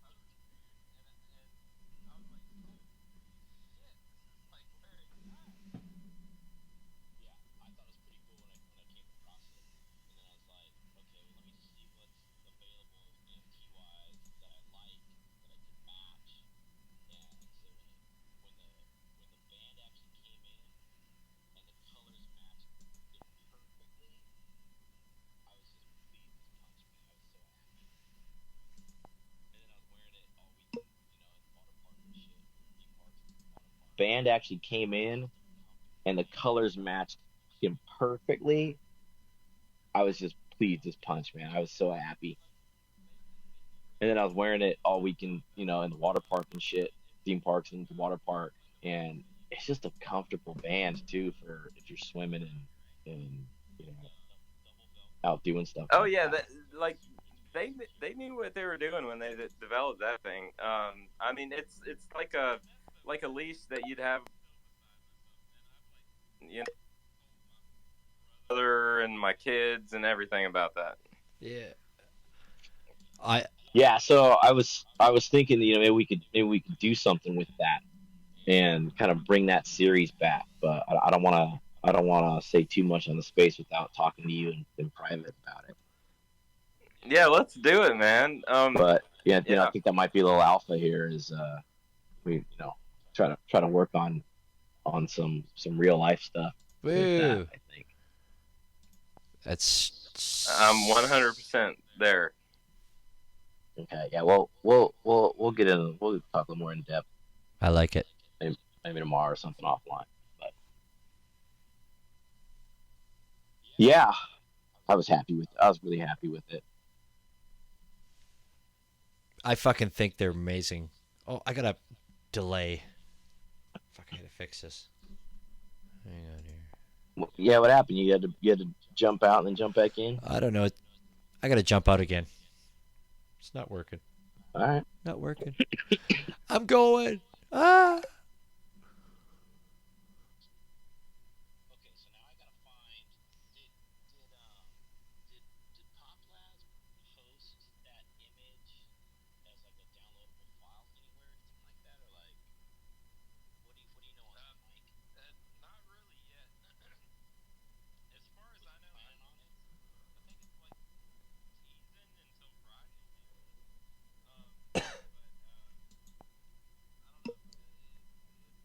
you know on that, Mike?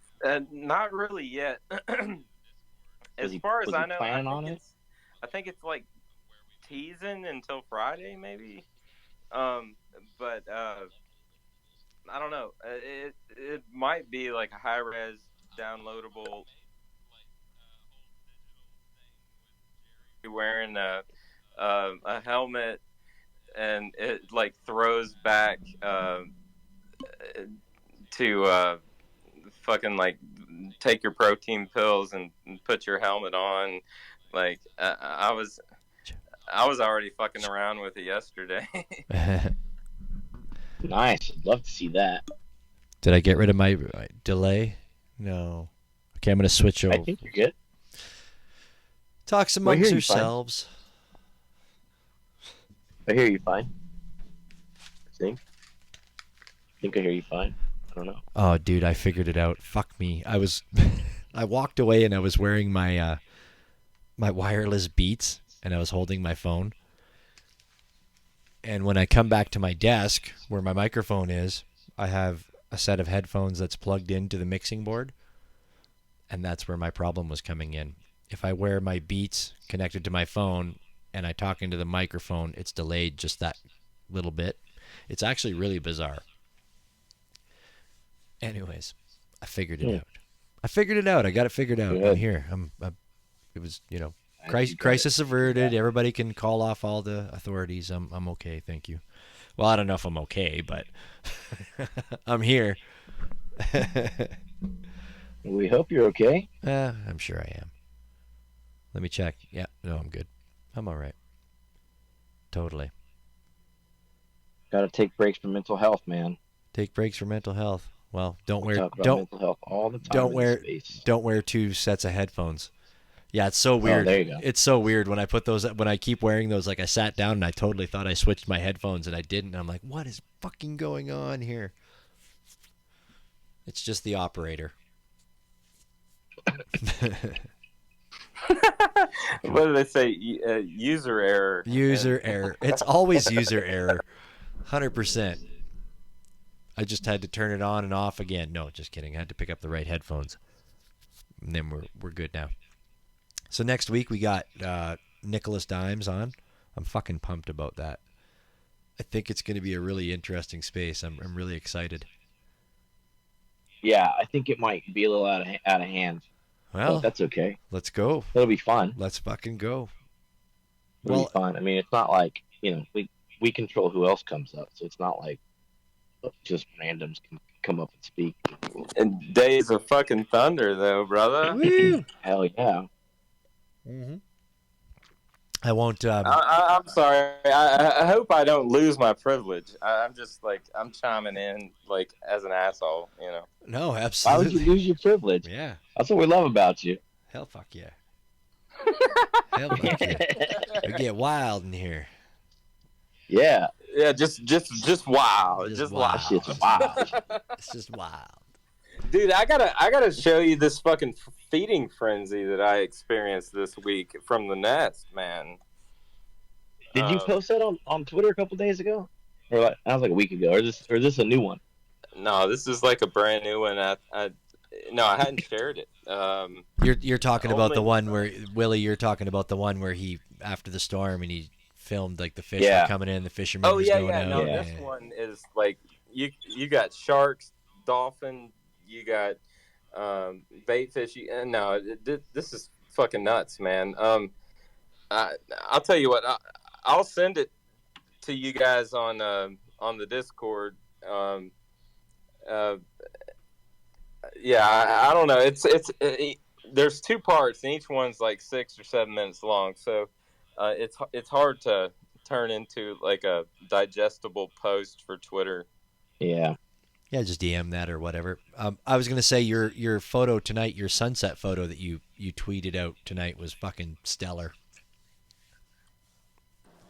Oh, thanks, man. Yeah, dude. And the funny thing is, yeah, I hadn't thought about Louis Armstrong in years, man. Yeah. But hell, I'll do a rendition really quick. Like, what a wonderful world.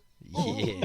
Perfect. You know, like I don't know, but no, it was beautiful, man. It's like this whole fucking planet is just fucking beautiful. And we're just sitting here observing it or something. I thrive on those moments, and I've from where you are, man, like being able to walk out on that deck and just like soak that in, like the different parts of the day and where the sun is and the sunsets and the clouds, and I love that shit. You know, when I go to my cabin, anywhere that I am in the world, honestly, I always love to find those moments, like where it's just like you just look at it and you feel it and you embrace it and go, fuck, man, the world is amazing, right? I really dig those Yeah, moments. and we're like so small. Oh, fuck.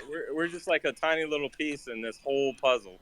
Yeah. I can't wait for you guys to like stop by for like a minute in December, hopefully. Yeah. Yeah, you know I'm coming by. Yep. Me and the wife now. Bring it. Gator bites, man. I'm ready for some gator bites. Gator bites. Oh, right. You guys are going for gator bites. Going fucking to Yeah. that little place. We'll get some gator bites before we fly Yeah, out. no, I'll definitely have to work out. I definitely want to get up there, and I want to walk out that patio door, and I want to fucking see that view. I want to breathe that air in. Absolutely. And I want to meet motherfucking Mike Nash. Third Mike. Mike Nash. Third mic. The third mic. Third Mike. Oh shit! All right, I love it. Third mic. That's an old radio term. Is it? For the person's not co-host, but is always on the mic. All right. Third mic. I did not know that. I dig that. That's a cool fucking. We're bringing it back. We're gonna have to get Twitter to add that. Can you add that? Can I? I want to invite somebody as the third mic, and it should say that. See, now if that third mic, if the co-hosts are usually two males, and the third mic is a female, in like a local radio market, she's usually called the whole, for obvious reasons. Holy moly! What the fuck?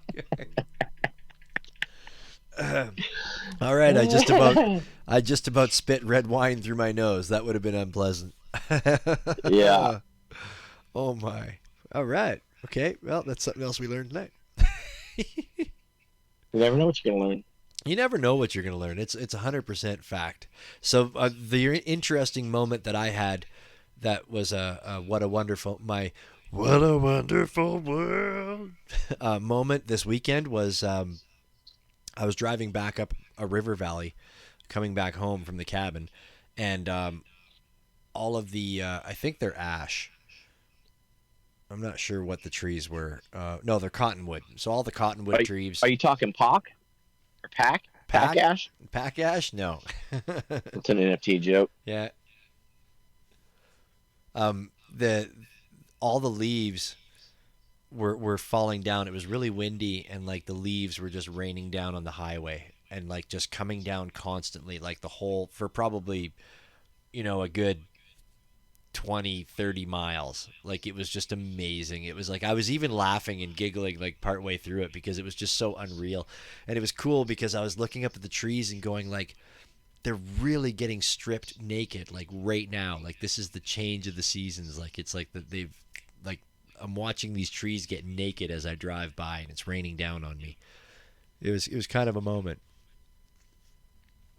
Wasn't Yeah, dude, it's like you're experiencing something like in the moment that like unless you're there, it's it's like a story to be told or something. I mean, it's that good. Yeah. It's good enough to be like written down in the annals of history, but like to be there in the moment, it's fucking nuts, dude. I mean, I feel like Hemingway at sometimes experiencing some of this shit. Yeah. It's crazy.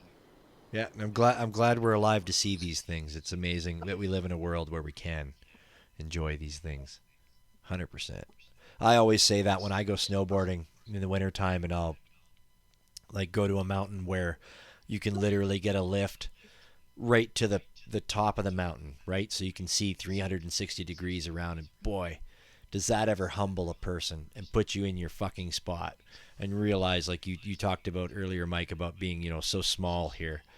Like we drive down highways, if you drive through mountains or whatever, and you see the mountains that are right there that you can see out your windows and go, wow, it's amazing. They're huge. They're beautiful. But it's like, I think people forget that if you stand on top of one of those mountains, man, is how many thousands of kilometers miles, behind that of nothingness that there is, of just more mountains and more valleys where shit's going on. Like, yeah, it really humbles you and puts you into your place for sure.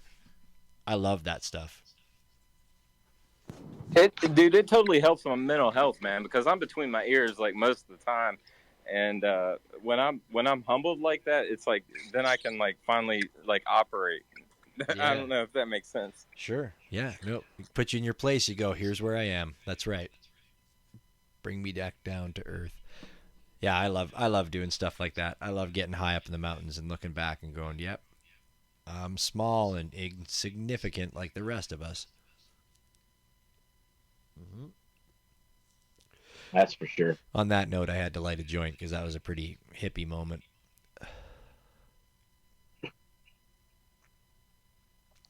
Wait, I thought you only smoked a vape. Dynavape. No, I enjoy a doobie every once in a while because, I mean, let's face the facts. When it boils down to it, a good old-fashioned rolled-up left-handed cigarette. Man, I'm trying to get us some sound clips so that we can send some sponsors on this bad boy. Yes, I always smoke out of my Dynavap. A left-handed cigarette. My brother would call it a fish whistle. A fish whistle? What? A fish whistle. I don't even know, man. I guess fish don't whistle. I don't know. A fish whistle. I'm going to use that now. Fucking rolling up a fish whistle. Yes, no, you are correct, Willie. I always smoke out of my Dynavap. My Dynavap is the first thing I reach for in the morning. Dynavap. Dynavap and a Truly. Dynavap. First things in the morning. Dynavap and a Truly. I love you guys, man. I love you guys. Wasted. I went to buy one last month, and it was like the very end of the month, and they had a fucking killer deal going on. And I was like, all right, I'm gonna finally pull the trigger. I'm gonna buy one. And then I didn't do it, and it became October 1st, and now it's Cancer Awareness Month, right? So now it's like they've got a certain one for sale, and 50% of those sales go to cancer awareness. But I'm like, well, I want the other deal. Still, the other one was like, they've got that induction heater or whatever. Oh yeah, I've It was basically a free induction heater, which is like fucking $200. yeah, no, that's a good deal for sure. I was like, damn, that's a great deal. So I think I'm gonna wait till November, Black Friday comes back see around. See what kind of deals they have for Black Friday. Yeah, I've got the parts in my Amazon cart. I've got the parts to build the induction heater. I've had them in there for a few months now. I've been meaning to. What are the parts cost just to build it? I think it worked out to like $40. That's not bad at all. Something like that. Yeah, it was very reasonable. It was a significant discount to buying one of the pre-manufactured ones for sure. No, I love that thing. That Dynavap is fucking. I love it. Whenever people see me using it, I mean, obviously I'm not out on the street using it or whatever, but like if I'm camping or whatever, and people for the first time they're like, "What in the fuck are you smoking?" Like they think I'm smoking like crack or something like that, right? And I'm like, "Well, it's weed."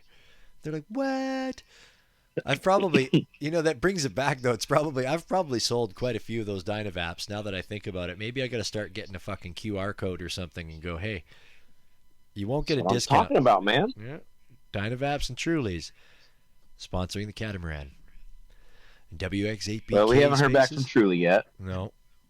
Corin got that letter on the ball. Plus, we were tagging him. We got to tag him some more. We got to get that tagging on the go. Keep tagging Truly. Yeah, we got to get that trending. Mm-hmm. I'm not sure how. Yeah, that shit's gonna land. We got to get the flyby banners too, guys. What are we doing flyby banners of? Oh, that's right. You. I don't know. We were talking about. No, I looked into them. They're a lot more reasonable than I originally stated. It'd be pretty badass though. What's more reasonable? Because I think, what did you say, like 3,000 to 5,000 or something? I think I was like thinking a couple grand for a flyby, but I think it's more like like 700 for a flight. I don't know. I don't know, man. I mean, that's not really reasonable, especially in a bear market. I don't know. I'm thinking we have some of the teams pay for one. We have one that just says like Monsters versus Cat Moms tomorrow night in the grotto. The hell yeah, dude. Something like that. Dude, I mean, that's the thing. Like the first time that I even like looked into the pricing of it was when the whole like AMC short squeeze was going on, and they were flying by like telling you to all that shit. So yeah, it'd be I don't know. We need some Ashy Wickers or whatever. Mm-hmm. Yeah, we'll get Lucha and Chris Truman to pay for it. That's Monsters versus Cat Moms. That's what there we go. That's what I was gonna say. Is like that's too expensive in a bear market. I don't know. I've seen people spend some pretty big fucking Tezos for things. So. I mean, you're building or you're not. I'm just here for the fun. I'm here for the party and the fun. Woo! Yeah, if you're not growing, you're dying. That's right. Cool. Yeah, I saw. So Butternut Day, he was talking about changing places there. And then, Airbnb, if you cancel with Airbnb partway through and they fucking take like half your fucking money away. That's crazy. Yeah, see, I booked through VRBO, and I was supposed to have until October 31st to cancel. Right.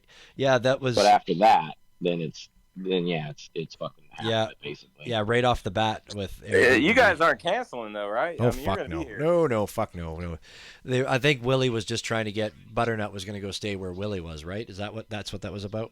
Yeah. He was looking at staying a little closer to the beach, so I was sending him some open availabilities. We're all like we're all right there. We're all within basically 2 blocks of everything, honestly. Like I can't fucking wait, man. Yeah. Dude, this is gonna be so badass, dude.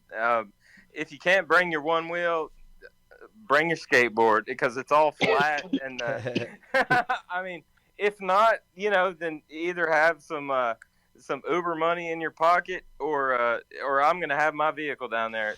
Mike Nash we're gonna have a tokens. fucking badass time. Hey, you I'm you stoked. you plan on being on the catamaran, right, Mike? Well, yeah. Once I realized that I was a guest. Yeah, fucking right. Yeah, Pope formally invited you and Proteon, right? Well, Proteon's now an artist. And so Laser Lou. He's now the dropped artist, so that's Dude, I can't wait to Lou, do that 40-ounce malt liquor, man. I can't wait. What? Oh yeah, the talking. I about, was just fucking with you, man. Remember No, where I, he's no, I'll do a really good like dry white, like a Cato Blanco or something. We could do that. What's that fucking label? Well, I got something I'm working on. If I can get it done, hopefully I can get it done and be able to fly out there with it for the catamaran. So, but if you're not on the catamaran, then it's a moot point. I don't need to, Mike Nash is going to be on the fucking Dude, if I'm gonna catamaran. be down God here, I'm damn. gonna be on the fucking catamaran, man. All right, I mean, all right. When is the catamaran? That's even the if I have Thursday, to, right? Skateboard from fucking Fort Lauderdale. We're gonna make it happen. That would be a I story. believe the catamaran is Thursday. It's Thursday, right? Yeah.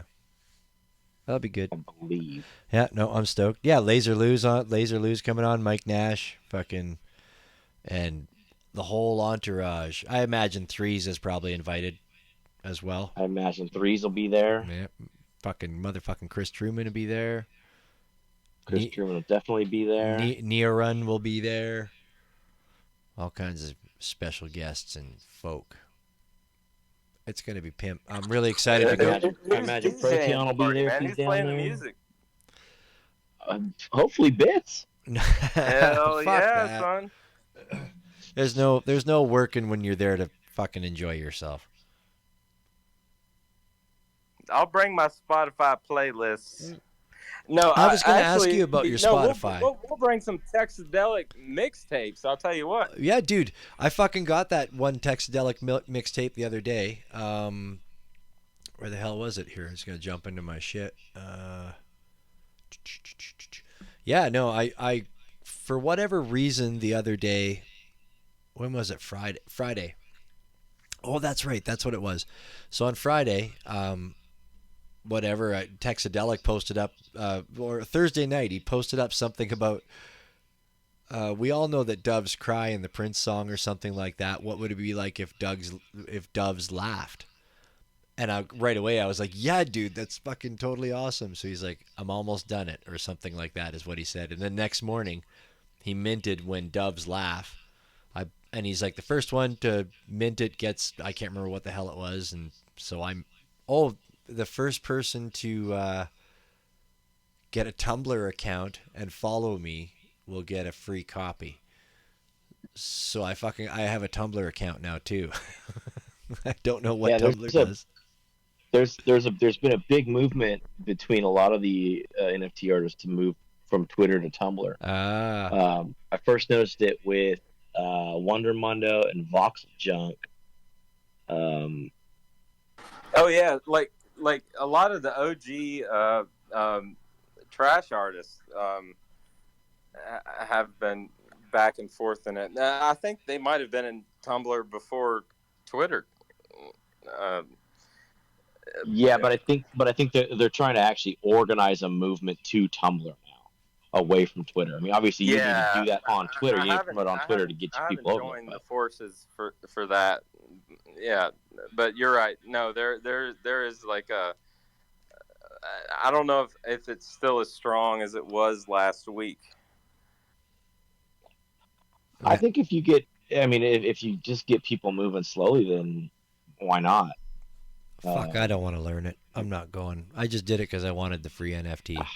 I just thought it was only for porn still. I don't know. Oh, fuck. I mean, yeah, for sure. I've never had one. I've never had a Tumblr account. I'm afraid to create an account and they'll find the old porn I used to look at. How did I automatically get links somehow? I'm like, whoa, that's private. Man, I was into some weird shit. Yeah. But yeah, so I anyways. Who knew searching lesbian eels would come up with something? Yeah, fucking there they are. I never knew Tumblr was used for that. I never had Tumblr before, and I obviously should have. But yeah, so I got that When Doves Laugh by Texadelic, and then he gave me a couple drops. Like I have a couple tokens here I got to burn for some stuff. I got to reread it again. And then yeah, that he dropped that Texadelic mixtape. It's like Cooties, only worse. And fucking he gave them to he gave 2 to select people and said keep one and then sell one off or whatever. So I immediately just put a 5 Tez offer out, and boom, just like that, somebody gave me one. It's kind of cool. It was a neat idea. It's just a Spotify fucking link. But this was a good one. It's got Mudhoney on it. It's got some Butthole Surfers, Husker Du. Like Husker Du, nobody knows who fucking Husker Du is. I know you got your Husker Do's and Yeah, your Husker Don'ts. I know. That actually that's how I found Texadelic is that he airdropped me a mixtape the Backstage Passengers deal on Object. Right, I saw just that, got yeah. randomly airdropped the deal, and I was like, "Holy shit!" And I listened to the tape, and I was like, "Man, I'm inspired." So I made a piece, and I minted it on Versum, and made it a collab with him. And our first collab, really, he didn't. Hell, it was his music that created the collab, and from then we've done some fun fucking shit since then. We started an object collection called Crass Roots, where we've done some fun pieces and some more mixtapes and stuff. But no, and homie is like for real, like we talk to each other, and we talk each other through some dark shit and low points and all that stuff. It's an awesome relationship.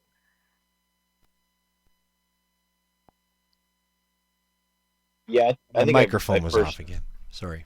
first knew him or heard of him when he came up. He was in the space when we talked to you the first time. Right. I think that's how I first saw him or whatever. I got him through Mike Vandy. Mike Vandy sent me something. Or, yeah, I think it was Mike Vandy. But yeah, dude, Nash, I didn't know that you guys were homies. I probably did. Actually, it probably, every time I look at something, I'll probably like, oh yeah, he's got one of the, oh yeah, okay, right, actually open my eyes.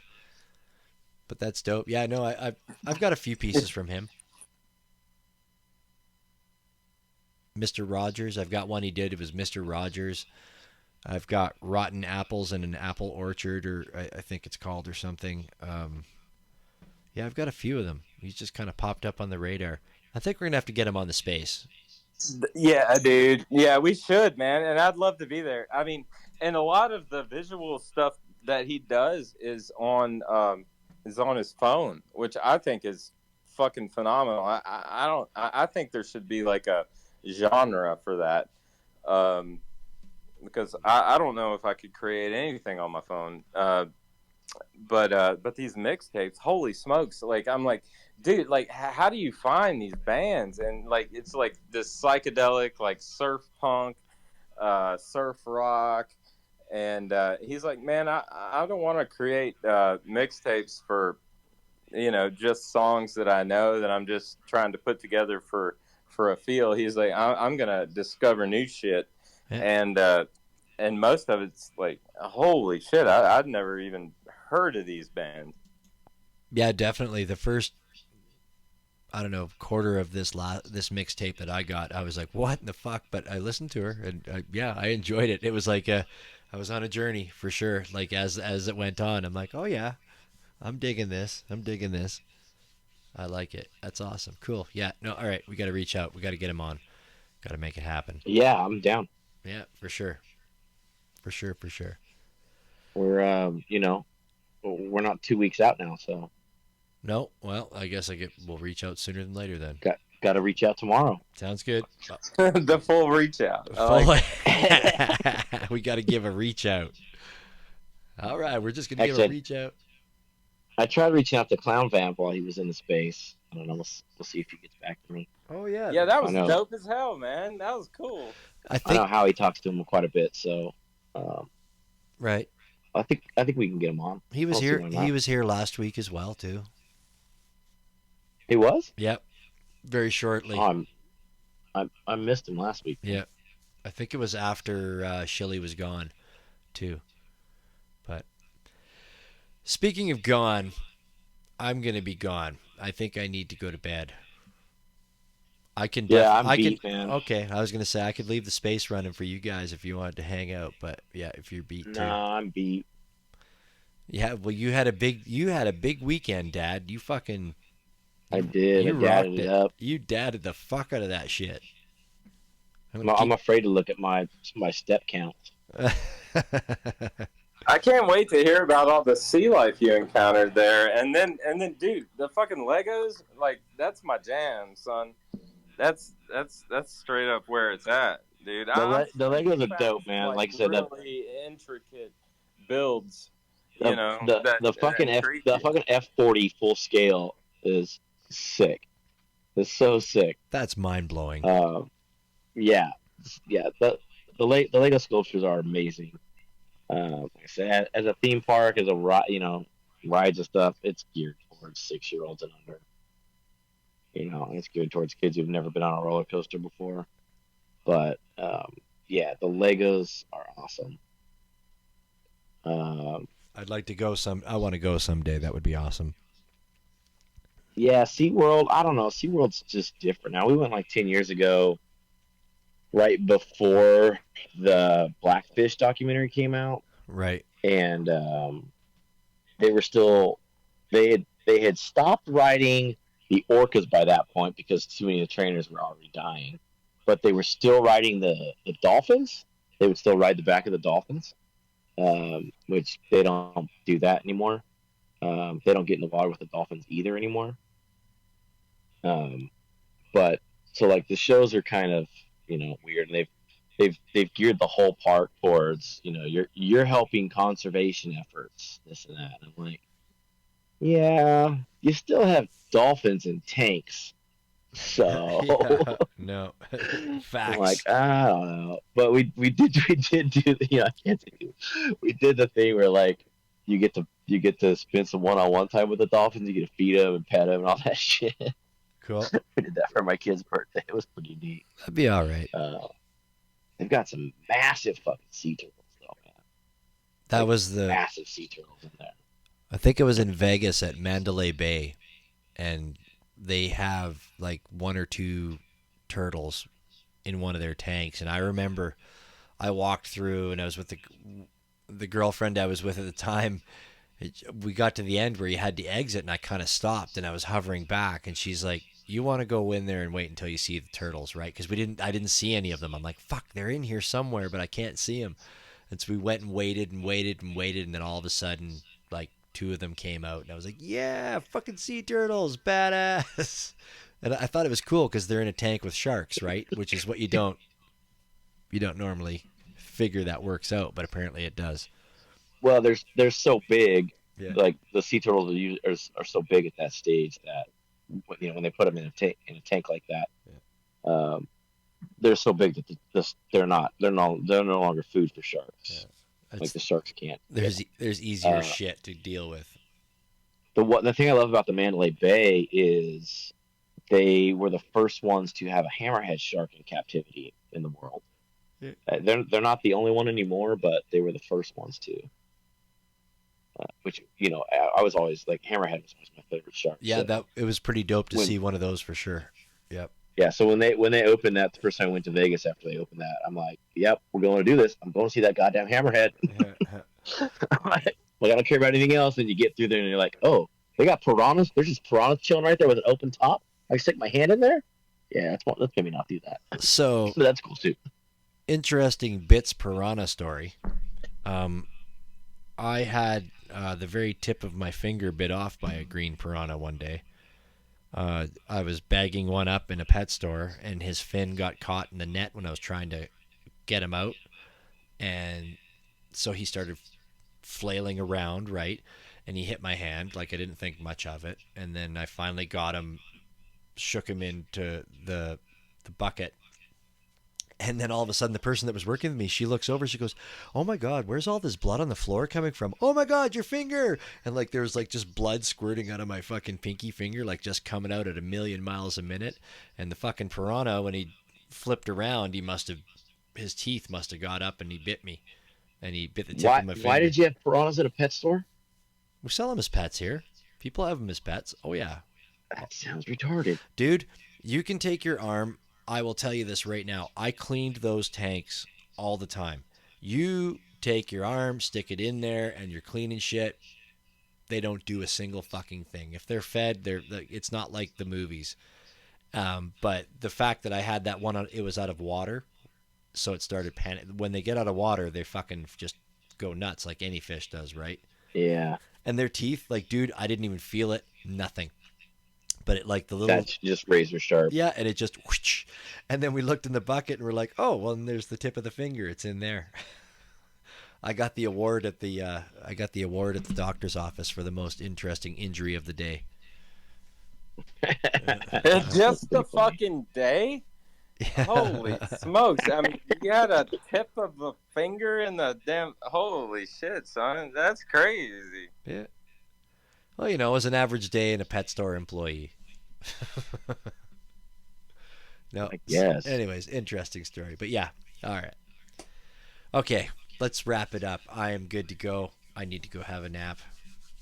One last thing from Mike Nash. So I don't remember what it was, but a couple weeks ago, heard somebody talking about how stinky penguins are, and like, I don't know, they were talking about just how it would be terrible to be a penguin trainer, and so SeaWorld's got this giant penguin exhibit, right?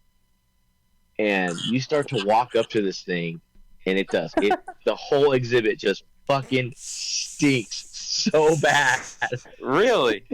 Yeah. And they're like, oh my God, it's fucking terrible. You go inside, and it's just even worse. Because outside are like southern tip of South American penguins, right? Yeah. And then inside you've got your Antarctic, your emperors and things like that. Obviously, because they got to keep it a little more climate controlled. And yeah, they just smell so goddamn bad.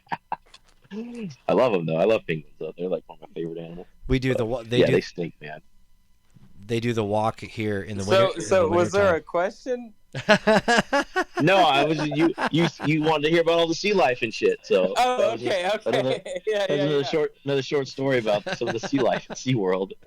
Yeah, I don't get to smell much up here in the tower. As Howard Hughes with my mason jars and my Kleenex boxes. I appreciate that.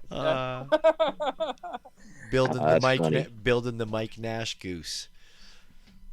Holy smokes! That's yeah, funny. dude. Wow. Yeah. Okay. I'm gonna remember that. No. We might have to change your name. Too? I don't know yet. I mean, I figured when you said it, you had something in mind already. Hey, I'm not going away anytime soon. I hope you know that. So we'll get back to it. Dude, totally. This is gonna come back. We're gonna have to have sound bites to remember what the hell. What are you talking about? Oh, Yeah. now I remember. That was dope. That was a good conversation tonight we had. It was all good. Our guest was fucking badass. 0009. Yeah. Nines. 0009 was awesome. Yeah. I liked it. I dig it. Mike, always fun hanging with you, buddy. Fitz, same. Always good to chat with you guys. 100%. I appreciate it. Next week we got Nicholas Dimes on as our guest. We will be doing our giveaway wheel tomorrow. Willie and I will collaborate and get that done. If whoever wins owns a 0009 piece already, and they don't want the piece we're giving away, which one was it, Willie? Do you remember? Last Stop? Last Stop. Is that the name of it? Last Stop? Yes. Then you can choose to have the Neo Run art. We'll give you a choice. Whoever wins, you'll have a choice. You can have the 2 Neo Run spiders, or you can have the 0009 piece. Last Stop. Sounds good to me. Next week we'll be giving away more stuff. Another giveaway. Giveaways are good. I had a good time with all you guys tonight. Mike, thanks for coming up again and hanging out with us, dude. Appreciate you very, very much. And Yeah, thank you, Mike. Everybody. Thanks, Bits, for co-hosting as always. Thank you, man. Appreciate you guys. Thanks for holding it together for all of us, Willie. And I tried to keep it on track today. I did try to actually steer it back. It was a fucking killer space. I thought it was a great space tonight. It was 100% awesome. Dude, holy smokes! I don't want to keep you guys any longer. Sorry, but I think you guys got something when it comes to automobiles, right? Like had no idea. I had no this is idea. Like a theme or something. I mean, it really resonates with me. But holy, like, I don't know. It might be something to think about. I don't know what the hell I'm doing. Yeah. Neither do we, but we like doing it. That's why we keep doing it. So, you know, yeah, I had no clue that he had anything to do or even cared about cars or whatever. Yeah. I especially didn't know he was basically living my dream life. sponsored skater, then becomes a car designer. Like, that's everything I wanted to be in my life. Yeah, it's unreal. That's I did none of it. Yeah, you know, and I said that early in the space too. I'm like, once again, like, these spaces are amazing when you hear the backgrounds of these artists. Like, just like when we had Terry Telfer. We always do this. Telfer. Kelly Telfer.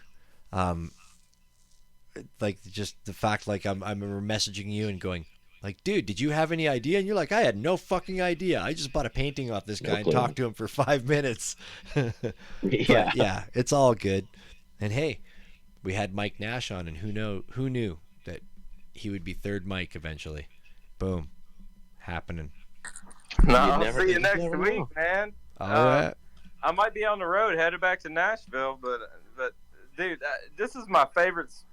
Well, I can't say that, but I love being here. That's okay. You don't have to say that, man. No, we appreciate that you come out and hang out with us. Like, fuck yeah, it's been good. All right, Willie, good night to you. Mike Nash, good night to you up in the crow's nest. Everybody that joined us tonight, fucking killer. Thank you very much for giving us your time and taking the time to be here with us. I'm going to finish it off with a tune, and just going to remind everybody to make sure you take care of yourselves and take care of each other, because that's what's important. See you next Tuesday, 9 p.m. Eastern. Bye-bye.